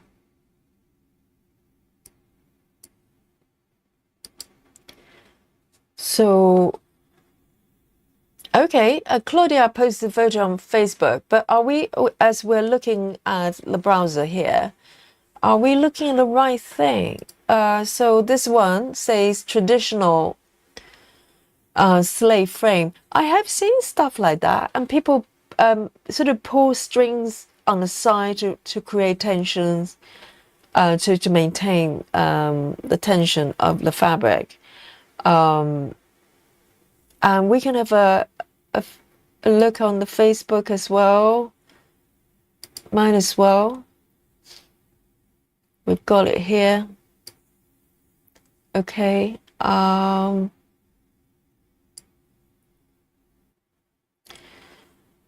Right. I'm trying to scroll down here. It wouldn't do it. Grace Houston. This is Stitch Smart 2. Oh, that looks like that. That looks like some sort of medical equipment there. Let's have a quick look of this first. This is curious. All right. So it looks quite light. So it's one of those frames, sort of stands for hoops and attachments. Oh, very nice. Thank you for sharing that. And let's scroll down. All right. Okay, Claudia. Let me zoom in. So can you guys see it? That's very nice, but that's the size of a table or desk, right? So you dedicated that entire frame for one project. Yeah, it's very large. So Claudia, is it wide enough for a regular size, let's say, a Haid project? Looks like it would, right? Wow. And can you customize and adjust the width, or is it fixed pretty much? And Claudia says, that's right, you use the strings on the side to get it really tight. So you literally have to thread through the fabric, right? So it sounds permanent to me. It's quite permanent, isn't it? And Claudia says, then you wrap the fabric around the other end so you can move up and down your fabric, if that makes sense. Yes, it looks like a permanent setup, isn't it, Claudia? This is not something that you can move around on a regular basis. So pretty much if you dedicate a project to a frame, it stays there until it's done. Or, you know, if you want to park it for whatever reason. It's huge. So thanks for sharing that. I've seen something like this before, but not really understanding how it works. So if you have to thread through with strings, then you know you don't want to touch it too frequently. Claudia says they come in a lot of sizes, like score frames. So you could score them, right? So you don't have to unload them in order to move around. All right, interesting. Thank you for sharing that. I think the concept is kind of similar to those metal ones or the other frames. In terms of usage, you do need to kind of semi-permanently there. Otherwise, it's a lot of work, isn't it? So it really depends on what kind of stitcher you are. If you're like me, probably it's not most practical. But yes, I would love to have some company come up with a solution for someone like me, some sort of frames that is quick release and quick, loading. And the width is also adjustable as well. I want everything. Basically, I can use those frames as easily as Q snaps. That would be nice. And great tension. It has to be great tension, or it's not gonna work. Yes. So that would be my wish list for any frame designers out there. Please make one. Make one for me. Have mercy. Yes. 1, 2, 3. So what is this one then? Let me have a look. This one is that one. 1, 2, 3, 4. 1, 2, 3, 4. Okay. That is not correct. I don't know why I part this one here. That's not the right color. Trying to figure out what this one is.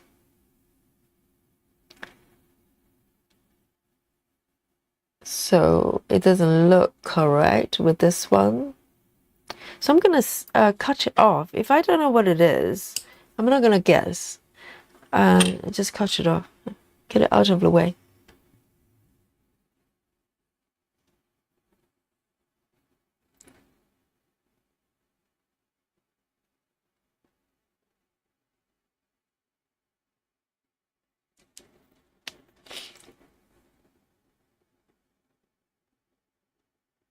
So Janelle is referring to a stand like mine, and she's using it on her lap, and she says it's stable. I use it while in bed. Okay, so you rest the stand on your lap, but you're sitting up in bed. That's how I visualize it. So there's 3 strands there. Let me start with this one.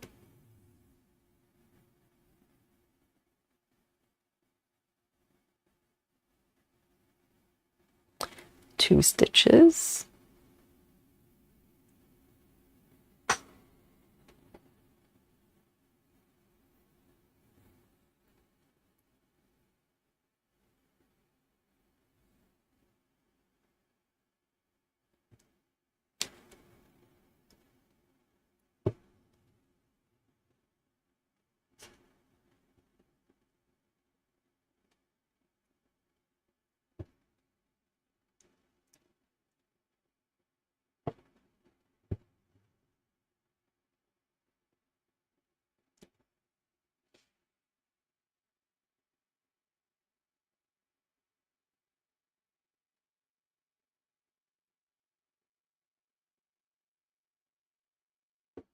Two stitches down here, and I'm going to park. So generally it's a lot easier for the thread to flow if you do it somewhat diagonal, even though I'm not following the shape necessarily, but it helps because then when you park, there's a kind of logical place for you to park, or you can do top down. I think that there's another way of doing it. If you do it evenly, just like horizontal direction, vertical rather.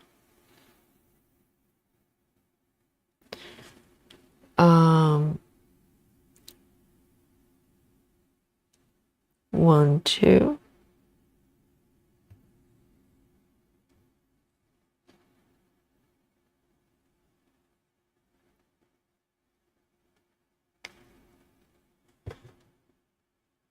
Okay, next one. It's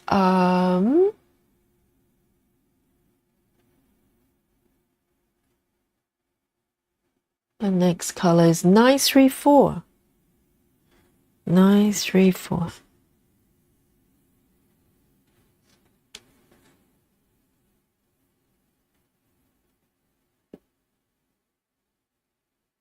Yes, Gay. The space, because if you look at the picture from Claudia, it's the size of a small desk. So you literally have to dedicate kind of a permanent space for the frame. And also, if you have multiple frames, you need storage space for those frames that you're not using currently, at that moment. So yeah, it does take up space.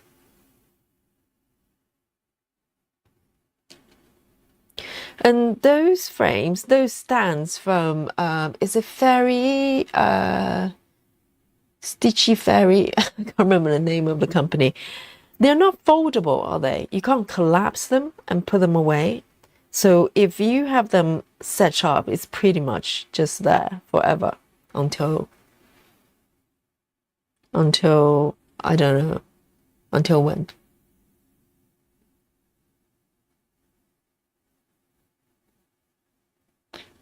Okay, so this one is 3860.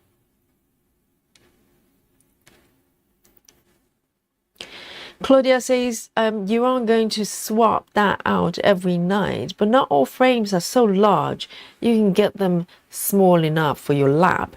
But the thing is, though, if I have a project that's wider than the frame, then it's probably not going to work very well, because those type of frames, there are pretty much has to be wider than your project. So my question would be, are there ways to sort of manage the excess fabric that you don't need right now? And from what I could see from those frames, there doesn't seem to be a way.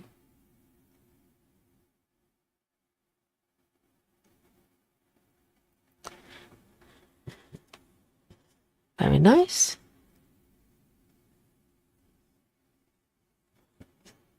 And let me take this one over here, just underneath the cushion there.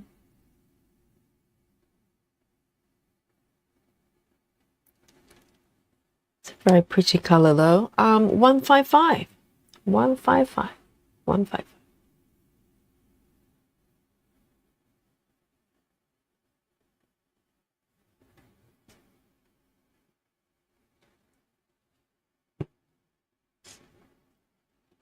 I do have some smaller ones, wooden ones, that I got quite a few years ago when I was doing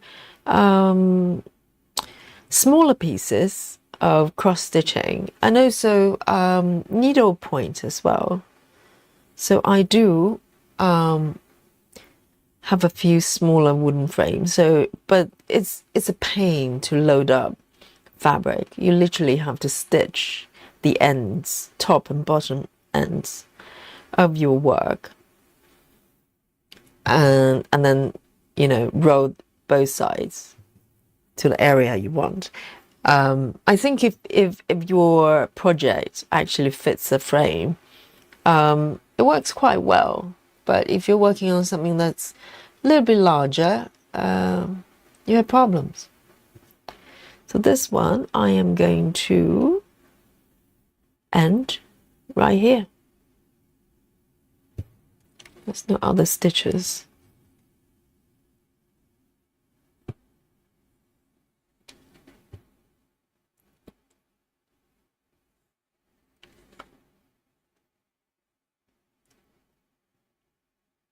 So Claudia only has one large height. Okay, so try 15. Then you have problems. Well, unless you just want to dedicate your time to single, project for the moment, then that's probably okay.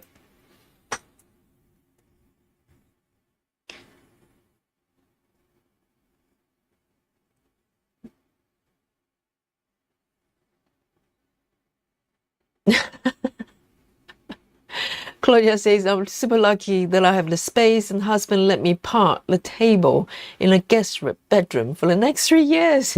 So you've got a rental for your guest room, for the lease for the guest room for the next 3 years. So if you got guests in between, then, you know, they just have to settle with sleeping by the frames.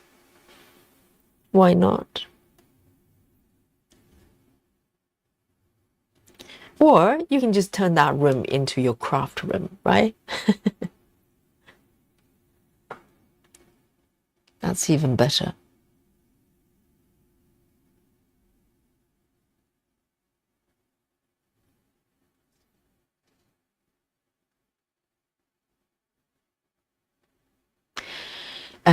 Is asking, how long does your needle last till it rusts? My 3 weeks of use. Chua. 3 weeks? They start to rust? Really? Do you live by the seaside or something like that? No, they don't. But then, I don't know, it depends. If you don't touch them for a few months, maybe they could rust. Or if you don't keep them in needle cases, sometimes, you know, in the past I have needles I dock on top of like a needle cushion. If you don't touch them for a while, they do become rusty. But with the active needles, I keep them in my needle cases anyway. So I've got 2. This one is not the prettiest one, but I do have my 26 cross stitching needles. So I keep them in the cases like these ones. This is another one. I keep, sorry about the coffee stain. Yes, it's real life, you know, needle case. It's 28. So I've got these 2. And when I'm not using the needles, even if I have my projects out, I tend to grab them and just pop them inside the case. So maybe that's why it's my needles are fine. I haven't got rusty needles. Not really. I don't think I have those. Let me see. 1, 2. Oh dear, I think I missed one stitch here. Yeah, so I don't think it's normal for them to go rusty in 3 weeks, guys. Do you have the same problem? Or maybe the quality of the needles. Maybe look into the type of needles you get. Majority of mine are either for 28 counts, they're pretty much John James needles. And for the 26, it's a blend of John James and DMC needles, and maybe one other brand. So maybe make sure you get good quality needles. Sometimes I know there are big batch of needles you can get, you know, like 200 needles for, I don't know, a certain price. They look quite attractive, but it's worth investing in, you know, good brands, I think. 647.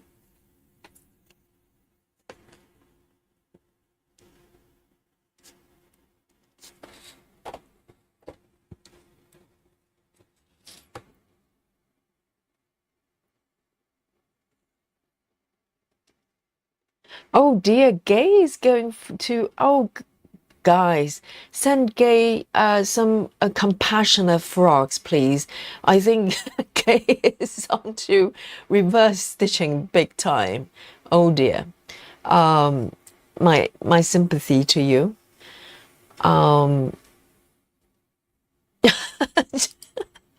That's one reason. Okay, says I think I've got acidic hands. Oh dear. They shouldn't go rusty after 3 weeks. I don't think that's normal. So alien hands. And Kimberly says, I never had rusty needles or ever broke one. For that matter, you never break one? I've never broken or snapped any of them, okay, luckily, but I have bent a few. Sometimes, you know, particularly when you're kind of pushing a little bit, and some of them can start to go slightly bendy, and that's when I kind of send them to a peaceful resting location forever. The eternal resting space. But otherwise, no. I don't break them. I lose them sometimes. I try not to. And I've got one of these. I don't know whether you guys have it. I got one of these, like magnets. It's really handy actually, because sometimes you just drop a few on the tabletop and it's really hard to pick up, and I just use a magnet to set them up, and on the floor as well. So it's a must, you know, if you have as many needles as I have. Yes, Laura, thank you very much. Sympathy for Gay. Okay, Gay, we're sending you compassionate frog. I think, you know, the new name for the pink frog is fudge. You can fudge. I don't think in your situation you can fudge, but you know, it's an option. It's an option. Sympathy, yes, sympathy for you. Okay, from everyone here, sending you love, and from Claudia as well. Okay, we're with you. We're with you. do not have a panic attack. It's okay. It's all good. It happens to all of us, even the best amongst us.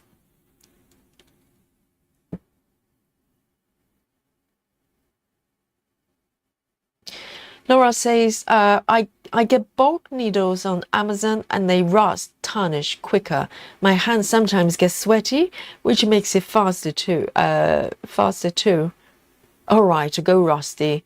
Yes, I think the quality of needles, because these ones really, it takes a lot for them to go rusty, and there's a maintenance of them. As I said, when you're not using them, instead, you know, I don't leave them out there like that. I actually pop them back into my cases there, so probably that helps. And maybe where you live as well, maybe the weather, the climax, probably have something to do with it. The humidity of your environment. I don't know. I'm just guessing. But they shouldn't just go rusty. Susan, oh Susan, that's yes, absolutely. Susan is very resourceful in her thinking, okay, and she's currently stitching a piece, a traveling library that's the size of a duvet. So she says, if the tension is good, referring to Claudia's frame there, if the tension is good enough, you can sleep on the frame. Okay, Claudia, just an idea, you know. From the look of it, the tension is pretty good of your frame. Maybe the guests can just sleep on top of it. I think it's big enough, you know. If the guest is the size of Arnold Schwarzenegger, maybe not. But if it's like, you know, Robert Downey Jr. or Tom Cruise size, then they should be fine. says, DMC Gold, John James, Pony, or Ross. My hands are so sweaty. Oh dear. Right, so you have quality needles, but they still go rusty. In that case, wear gloves. That's my solution. Wear some gloves. I don't know. Or have some hand implants. Have new pair of hands. I don't know. Wow, that's interesting. That's an interesting problem to have. Yes, hand implants might be good. And maybe get those implants that you can stitch really fast. If I ever got hand implants, I'd probably get Nikki's hands, you know, because she's stitching so fast. But then Nikki needs her hands as well, so. So this one is literally just one stitch, 340. 340. We need alien hands so we can stitch faster. Not that I care, you know. If I get 60 stitches today, it's just the way it is. No expectations. It's just the way it is. I enjoy all of them, every single stitch.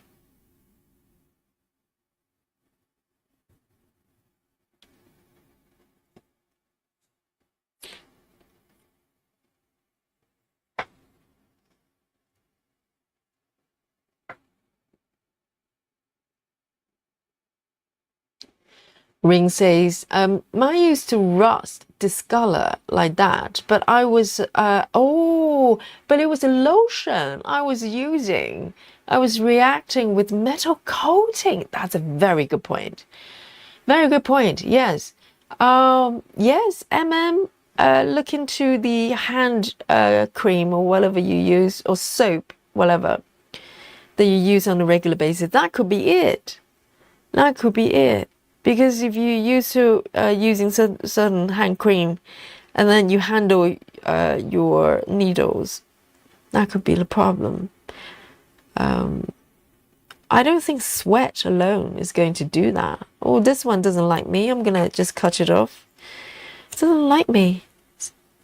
It's afraid a little bit. In that case, I am going to move over here.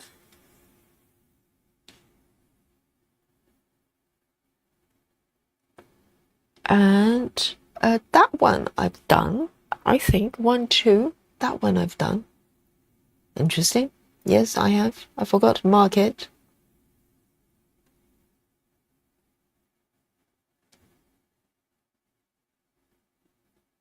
And 779 is my next color. 779.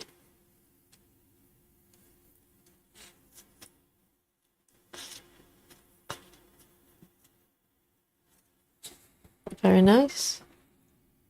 I'm gonna take a new thread, actually. 779.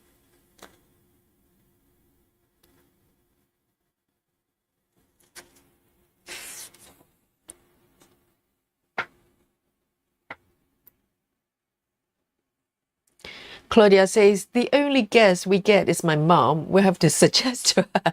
Yes. Is your mom a giant? Just checking. If she's very large in, in height and in general, maybe not the best idea. The project is going to stretch, the fabric's probably going to stretch a little bit. But that's an idea. That's an idea from our Susan here. Yes, Fudgy. Yes, it's Fudgy. The pink frog is Fudgy, officially named by Betty. Yes.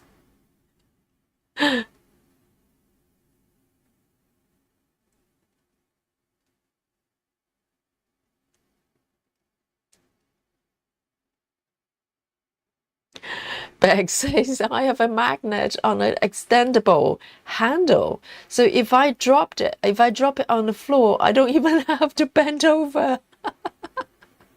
Is it like a sort of robotic hand, the magnet? That's hilarious. Yes, that could happen a lot. So if you have to bend over backwards to pick it up all the time, you might as well have a special tool for that,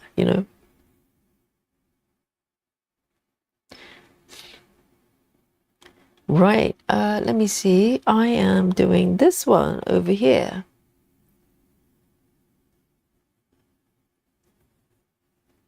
Trying to find my spot here. Yes.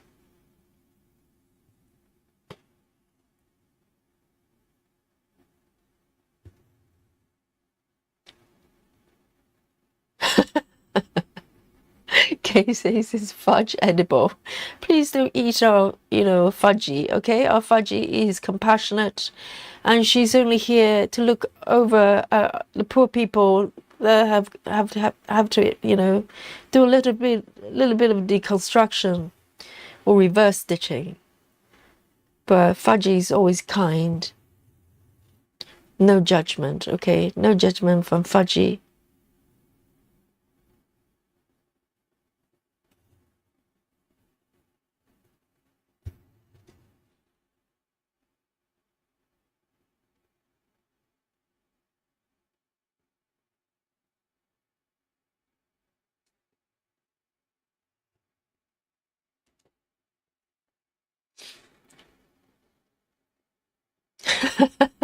I know. Everybody's agreeing with Beck's idea. Yes, working smarter, not harder. I remember when I was working in the corporate world, there was a term because they're always buzzwords, like, because the more traditional way of working is just putting hours in, stay till 8 o'clock at work, and then to prove to your boss that you're working hard. And then, somewhere along the line, people start talking about working smarter. Work smart, work smart, I remember. Everybody's work smart, not work hard. Exactly. It's efficiency, isn't it? So there you go. Very nice specs.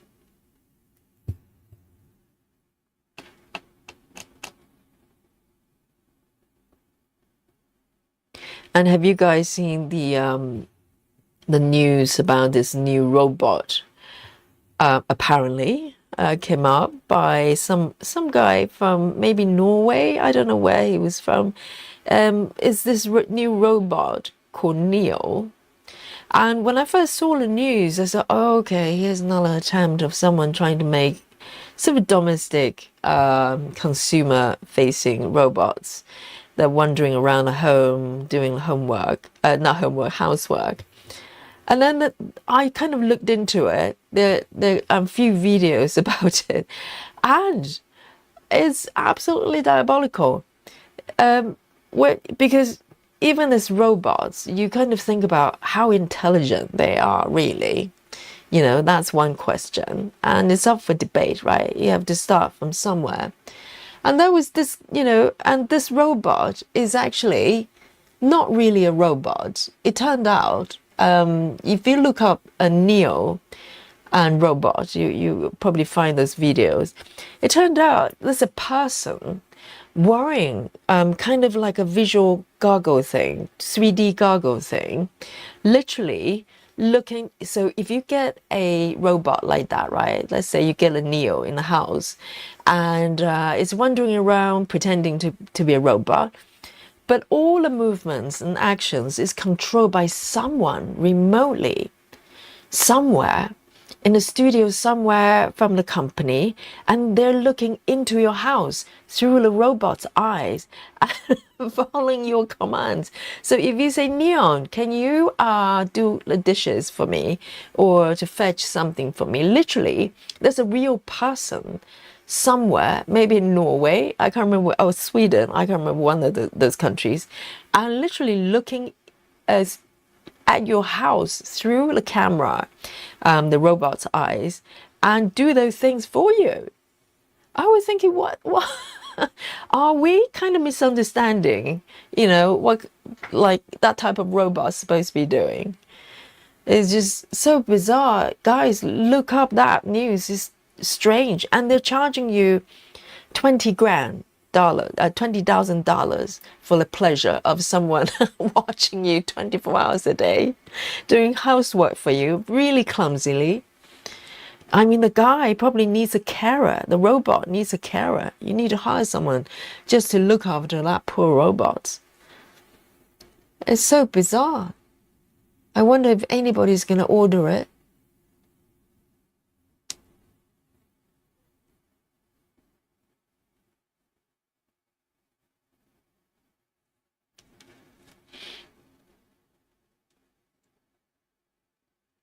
And Susan says, if you've got kids that you've not started, make sure you check that they haven't pinned the needles to the fabric.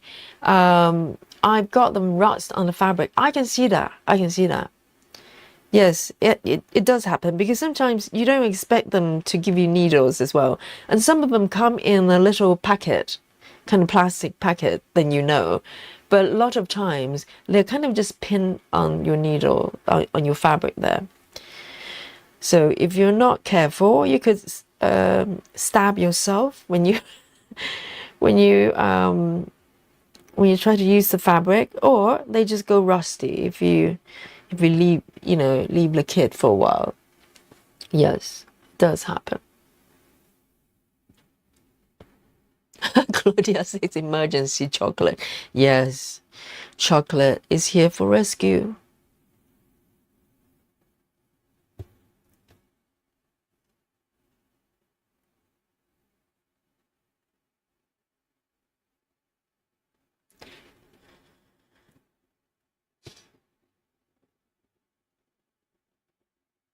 Oh no, Gay is allergic to chocolate. Oh, sympathy for me. How terrible. It feels like if I'm allergic to chocolate or cats, I'd be devastated. Or coffee. Can you imagine if I'm allergic to coffee?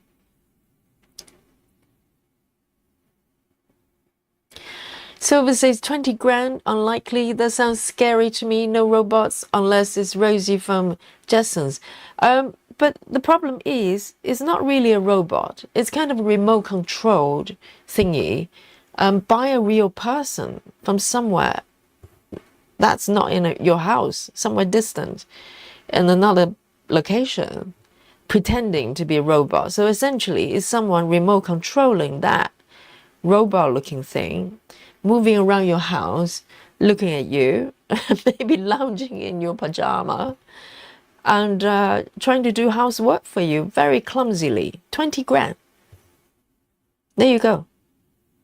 Go for it. Maybe we have some very wealthy stitcher here. Get one of those and report back, okay, to Yogi. We need to know.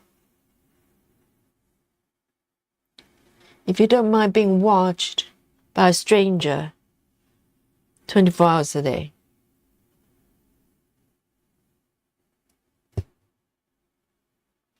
That was so strange, though. What a strange piece of news that was.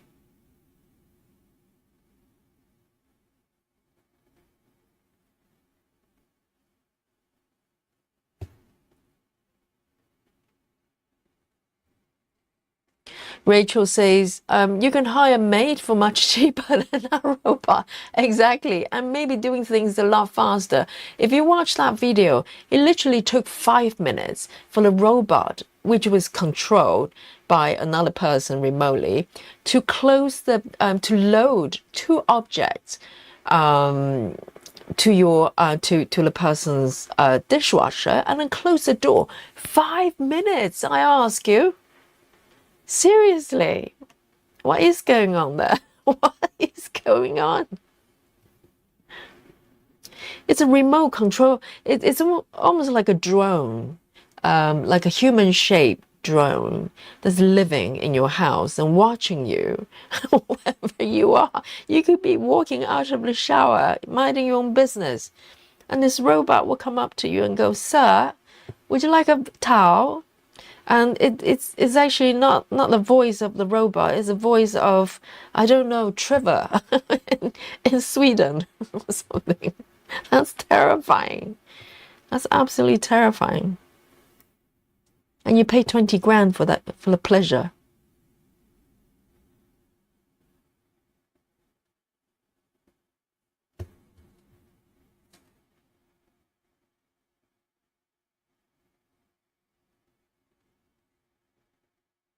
Hey, Dolly. Hello. Dolly just quietly appeared behind me and looking all lovely. Hello, babe. Dolly time, Dolly time. Yes, emergency Dolly time. Here we go. Oh, Dolly time. Hello, babe. Do you want a purr for everybody today? Hey, sweetie. Oh, babe. Light purring from Dolly. Would you like to purr a little bit for everyone? Hmm? Oh. I don't know whether you heard it. Oh, Dolly did her best with her performance. But yes, this is her new strategy. Just appear behind me quietly and just make me feel really guilty. And it's working. It's working. Every time I turn around, I go, oh my God, I'm just like neglecting my cat. Oh, here we go. Yes, Dolly time. Janine says, my brother creates music and videos with AI and always tells me, hire him, train it to learn certain things like emotions. Yes, I think it's a new toy. Everybody's trying to do something with AI, but I think, it's going to mature gradually, and we find real uses of them rather than abusing it. At the moment it's like, whoa, this is a powerful thing, let's try it on everything. But eventually we're hopefully use it wisely.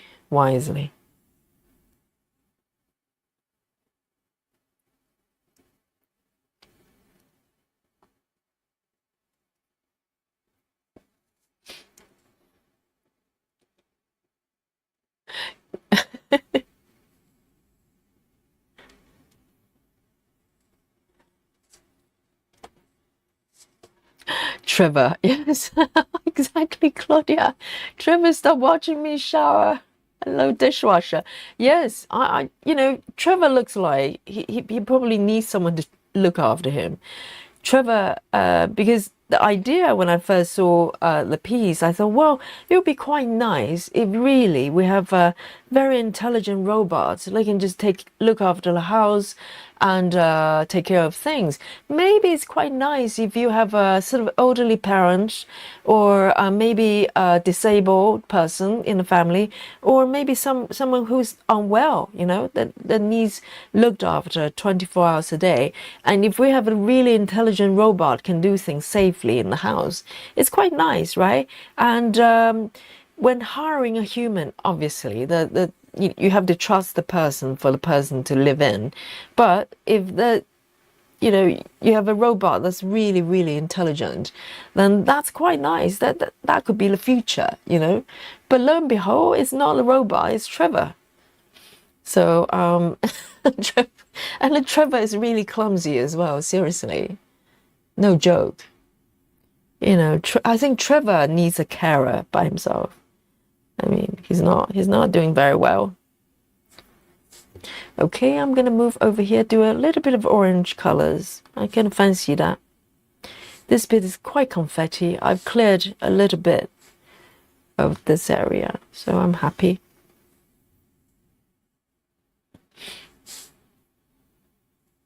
Rin says, that thing would scare me heck out of me every time, like jump scare. Oh, you should Google the picture. Oh, why we've got a browser loaded. Why don't I show everybody what we're talking about? Neil, he looks a little bit scary, okay? So brace yourself. It's a weird looking thing, okay? So here we go. Let me bring on the browser, cue the browser. So this is Neo, okay? Neo looks like this. Neo's got kind of a bodysuit, really pale looking, kind of futuristic there. And then apparently it's great friend with the granddad. Okay, and this is the founder. This is the person who came up with it, with this system, and he's got people basically trained to remote control these robots when they come into a house. So these people can look through the robot's eyes. Look at these eyes. Okay, like two buttons, button eyes, and they can see everything. They can see everything. So they basically have a 3D goggle looking through the robot's eyes and then try to do housework for you very slowly. Okay, very slowly. It's quite an interesting concept. So this is Neo. Okay, meet Neo, aka Trevor. Okay, this is Trevor. So this is the reality. It's not even a robot. This is a drone. This is a human-shaped drone. So, I think, a little bit to go until we have a proper robot there. And you can choose the colors as well. The funny thing is, this robot has got a bodysuit, kind of a knitted fabric. It looks quite organic. If I have a zoom closer, you can see this bodysuit. But who is going? So if Neo is coming to your house, Trevor, okay, really. So Trevor's coming to your house to do the laundry, do the dishwashing for you. Who is doing the laundry for that white suit? It will probably get dirty in 5 hours, okay? And who is doing laundry for Trevor right here? I wonder. Is it you? Then and maybe you need to hire another robot just to work for Trevor, to do laundry for Trevor.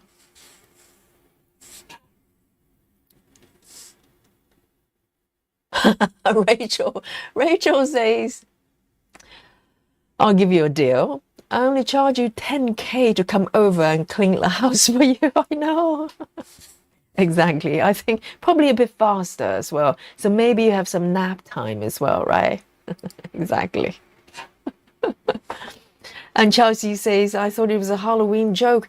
It's almost a joke because they're flogging this thing, calling it a robot. It's not a robot. It's a remote control thingy. It's quite weird. I wonder if they're selling any. And Rachel says, imagine if he stole from you, snatched some jewelry and had it in a compartment in a show of the robot. And also, what if it just gets mad?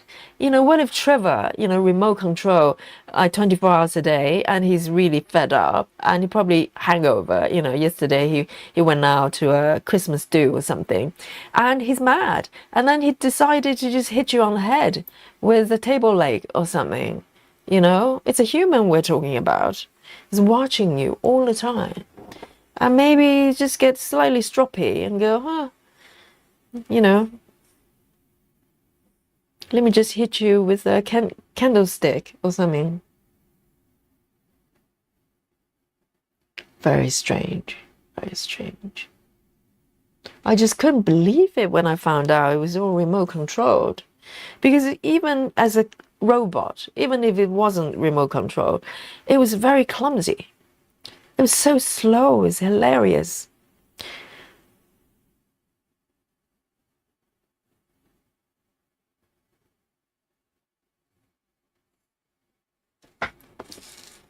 Ring says, just picturing Trevor tripping over the many dog toys on my floor. I know. So all sorts of things can happen, and Trevor needs to sleep at some point as well.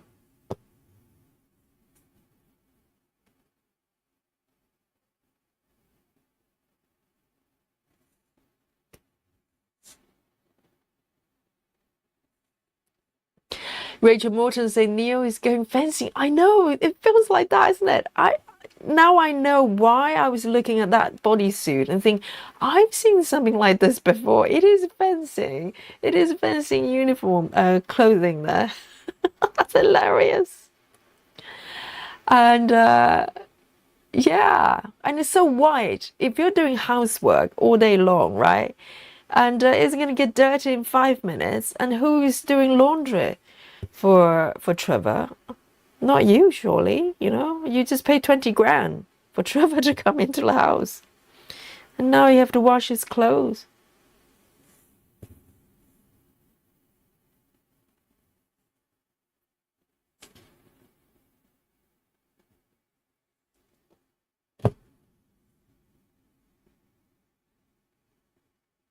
It's a strange world.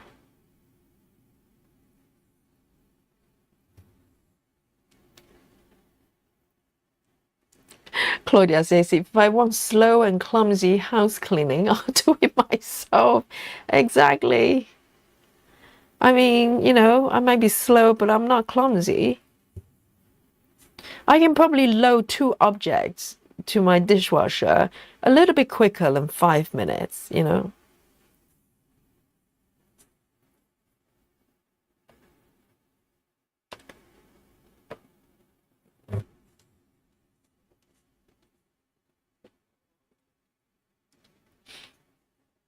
Jackie says, imagine waking up in the middle of the night and our face is staring at you. I know. Trevor has got eyes, but nothing else. Okay? Let me just put it that way. And he's wearing fencing clothing. Oh, that's a strange combination with button eyes No feature, no facial feature. White suit. And maybe holding a knife in the middle of the night looking at you. 20 grand.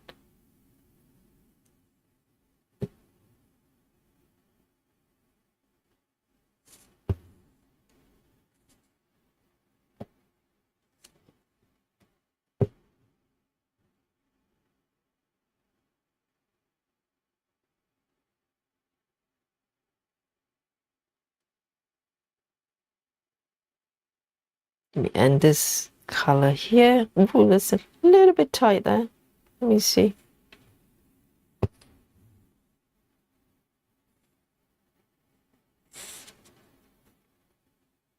Ren says Trevor's in 8-hour shift, morning, noon, and night. 3 different people roaming your house, probably more, maybe an entire team just having a laugh at your decor. It's like, oh, just look at that ridiculous wall color.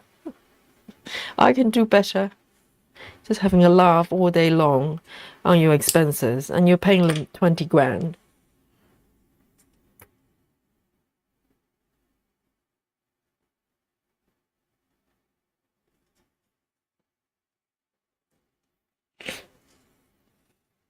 And the battery of Trevor, the Neon, it's only 4 hours, and it claims it boasts that it's self-charging. So Neon's supposed to be so intelligent. If the battery is running low, Trevor would just go. Not Trevor. Neon would just go and recharge himself. But all along, it's all Trevor behind the back, going, oh, the battery's running low. Let's run over there and recharge, and pretending to be really intelligent. Oh dear. I don't think they're allowed to call it robot, because it's not robot. It's a drone. So it's misleading. Robots supposed to have intelligence of their own.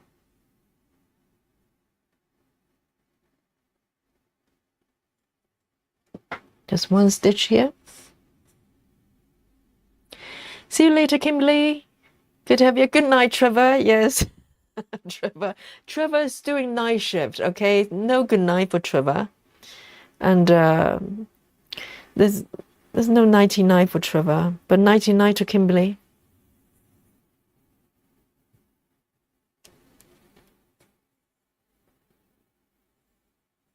Christy says give him 5 hours and he will put on an apron first, keeping himself clean. Yes, I mean, the first thing is protect himself from getting dirty to start with. So I don't have to do his laundry every 24 hours. Seriously. That's the worst outfit for a robot. Housekeeping robot. Pure white, knitted, fencing uniform. Seriously. You're probably having a laugh there somewhere. So, oh, that fool has just paid us 20 grand. So we're going to have a good look of his house.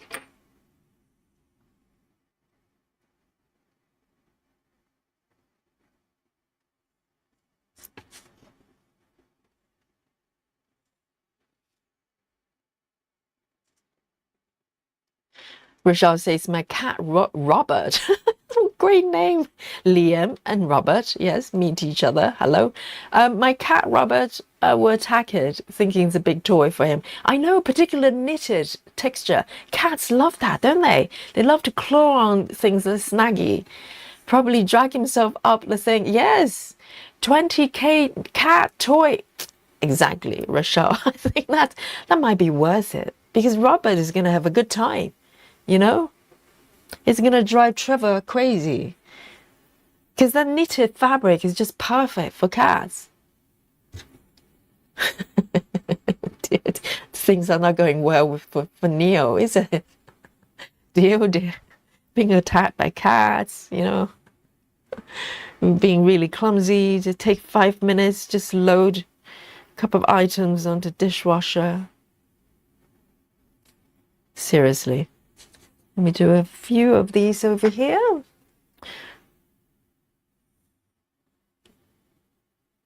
And see if I can do this row here. And this might be my final colors. Oh, time flies, isn't it? It's nearly 2 o'clock. It's past 2 o'clock a.m. I'm wide awake, guys. Yes, here we go. Let's have a look. Oh, Lizzie says, can you imagine this bot being used by journalists to get into celebrities' homes and using robots to get dirt on celebrities? I don't think anybody famous would dare go near this robot. No chance. You know, no chance. Lady Gaga is not getting one, okay? I'm pretty sure. He's literally, Trevor is just looking through the camera.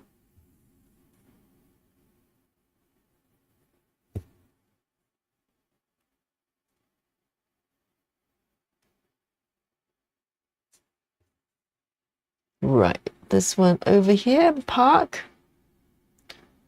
And I'll attempt to work on this remaining 3 colors. It'll be a nice finish. Lona, hello. How are you? Lona has joined us in a chat. Jackie says Trevor and the team behind him would be disgusted by how much cheese I get each day. Oh my God, it's hilarious. Yes, they're quietly judging you, you know, like squirrels. They just watch you and quietly judging you, and there's nothing you can do. 20 grand, by the way. Yes. Having a good laugh. There are probably a whole bunch of them just like putting their feet up, you know, having a 6-pack and amongst them, and just comment on your outfit or something. Your poor choice of decor. Oh dear, the judgment.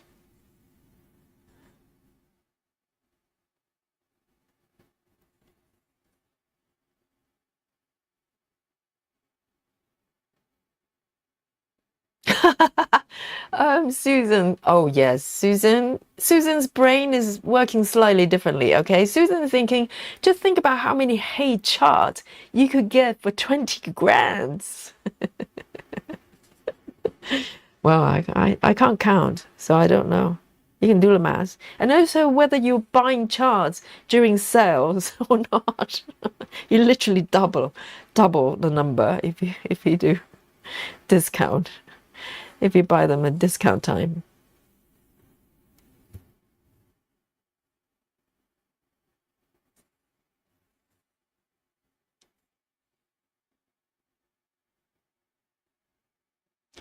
So today's Guess My Stitches is going to be interesting, okay? So last time I had a, infamous 60 stitch gate, I call it. About 3 hours. And today, I don't know how long we've been here. Let me have a look. Just over 2 hours, okay? We started a different time. But it will be interesting, a challenge for you, because I have no idea. I think I may be doing a little bit better. Who knows? Maybe I'm having less stitches, but it's up to you to come up with a number, okay?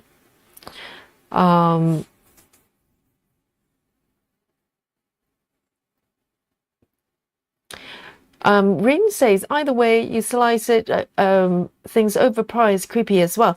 But to be honest, Rin, if the robot is actually doing all these things by himself, I'm presuming it's a guy, okay? And, don't be offended, maybe it's a girl. Then I think 20 grand, if you have the spare money, maybe you want to, have someone pottering the house, doing things maybe slowly for now, but as they maybe upgrade and to improve the intelligence. But the problem is, we're not even at that stage. This is not about improving knowledge or anything. Literally, there's a guy remote controlling Trevor. And so it's not a robot, really. We're not even in the robot territory here. So I think that's a problem. They're mis-selling the product, and everybody, all the media is calling it a robot. It's not a robot, okay? It's a thing, the remote control. It's a walking drone.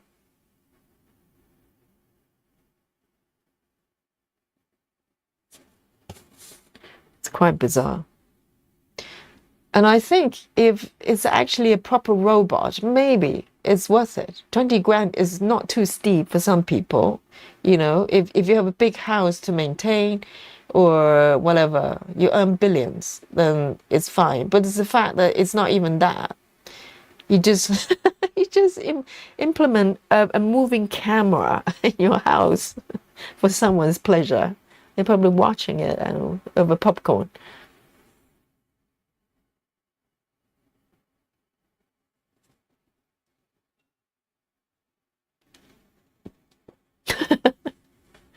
Night too snowy. Good to see you. Lona says, sorry I'm late. I just got in not long ago getting my MRIs on my left arm. I hope it went well, Lona. Yes, MRI is the scan, isn't it? I hope everything's well. I'm so glad you get to join us. And you get to play Guess My Stitches. How's that? Things are looking up as I'm doing my final color there, Lona. Busy Mom says celebrities don't clean their house anyway. They have maids, so they would not need a robot. Exactly. They probably have someone doing that already. Much quicker, much quicker. But I can see an attraction. Let's say if the camera thing doesn't exist, you know, there isn't an entire team in Norway or wherever watching you and have a laugh. If it's a genuine robot, it might be an attraction for people that want private lives, you know, like lives private. Maybe by hiring someone to look after your house, you kind of have to open up your house to someone else, isn't it? Come, you know, live in or come in to clean or whatever, and they might eavesdrop on your conversation. If that's a concern, if there's a real robot and there's no privacy issues, there might be a nice thing to have. But the problem is that's not the deal. It's like having paparazzi lived in your house.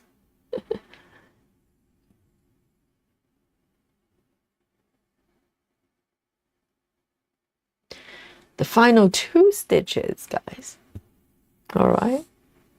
So if you just join us, hey, you're just in time to play this game with us. Guess My Stitches. If you don't know what it is, it's for you to guess my stitches. That's it. Very simple. But it doesn't mean it's easy, though. Every day is a challenge to see if you're paying attention and whether you have the SpaceX Neuralink implant eye. Some of you do. Okay. Ring says 2,105 charts via Hate if they're on sale. So Ring actually did a calculation, but to be honest, 2,100 doesn't sound like a lot considering it's 20 grand. It sounds like maybe you should get more, and that's on discount as well. And once you get over 2,000 charts from Heaven and Earth, the question, the challenge would be having a technology for us to live forever, so we have time to stitch them, right? So that would be the next thing. Maybe more than 20 grand for that special implant to live forever.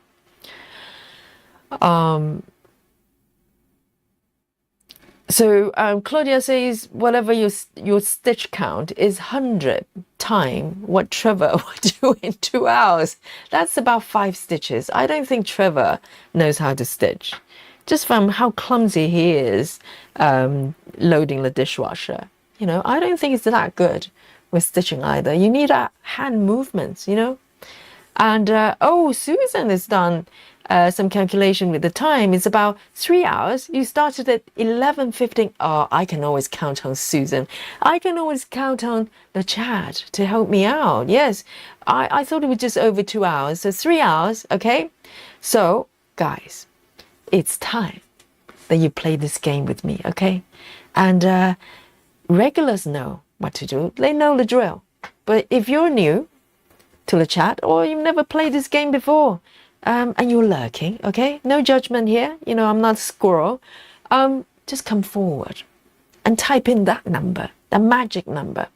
And maybe, just maybe, you're going to win today's Guess My Stitches. Every day we have a special winner. And you get to share the victory with me. I win every night. It's by default, okay? It's just me, Yogi. I win every night, okay? It's just me, the winner. And because I stitch very slowly, okay? I win every night. But you get to share my victory as well. How nice is that? And as I can see, the numbers are flowing in. Let me bring on my super duper machine. Do you think those of you who think my Guess My Stitches machine is more advanced than Trevor, raise your hands, okay? There you go. Super duper. At least it's doing what it's supposed to be doing, right? And and here's something I rustled up in my basement there. Guess My Stitches machines. I built it with my fair hands and, with my power tools and some power snacks to support me in the process. So let's have a look. And you have a few more moments to come forward to offer your number as I give you a quick update, recap of what's happening today. Monday, okay? Everyday special with stitching today. I came back to this piece after nearly 2 months. Could you believe? And I was hesitating now, having worked on it for 3 hours, according to Susan, that I wonder why I waited for so long. It's so beautiful, and it was great. No problem there. And I think I'm not doing too badly. I'm not doing too badly. That I've decided. This is not bad at all, and it's a beautiful piece. I'm going to continue to stitch this way, nice and slow. And it's then stitching. Okay, so this is what's happening today. I've gone around, do a little bit of this little birdie there, Baji, okay, a parakeet, whichever it is, it's a bird, and a bit of a cushion, a little bit of a coat hanger. So following the line there, and I really enjoyed it, and you keep me company. And the spirit up, even though it's past 2 a.m. in the morning. We're on Tuesday, okay? So let's have a look of a number here. The submissions here start with Pirate 315. And let's look down. Jackie 202 is almost like Jackie has been counting. It's 202. And Grace Houston 158. Rachel Morton 132, Busy Mom 140, Captain Squirrel 141, Rachel 107, Ring Akio 171, Jamie 117, Bex 125, Claudia 112, Frida 102, Ginny 112, Susan 125, and Silver Lizzie 280. Lona just joined us, but never too late, 167, and Candace 189, Christy 101, MM 156, and Balana 184. Yes. Oh, Bex, you want to change your number? Go for it. And Laura 105. Guys, are you ready for the big reveal for the Monday evening? Every day we have a new winner here. Which one of you is going to be here with me, sharing my glory, the victory? Boom. Here we go. This is why I am today. Okay, from upper left corner there. And are you ready? Oh, Bex 86. Hey, Bex, I thought we were friends. Okay, Bex corrected her number, 86. 3, 2, and 1. Go. 80. Yes, I've done more than 60. I beat my own record. Finally, I've rewritten the lowest record of my entire stitching live there. 80 stitches. Bex, you're not doing too badly. A little bit cunning, but Bex, so 80 stitches. I think Bex is the closest. Anyone closer? I think the lowest to win tonight. But Pyra, thank you for the faith. Pyra says 315. Oh, she will learn. She will learn. Yes. Bex says, I remember you said the last time you only did 60 in 3 hours. Bex, can you keep it quiet? Can you keep it quiet? Let's not talk about that now. My new record. I've written over that record. Okay, no longer 60 stitch gate, no more. Now it's 80 stitches. Okay, a little bit better, So I think the winner tonight is Bex. Well done, Bex. Bex has changed, very cunning.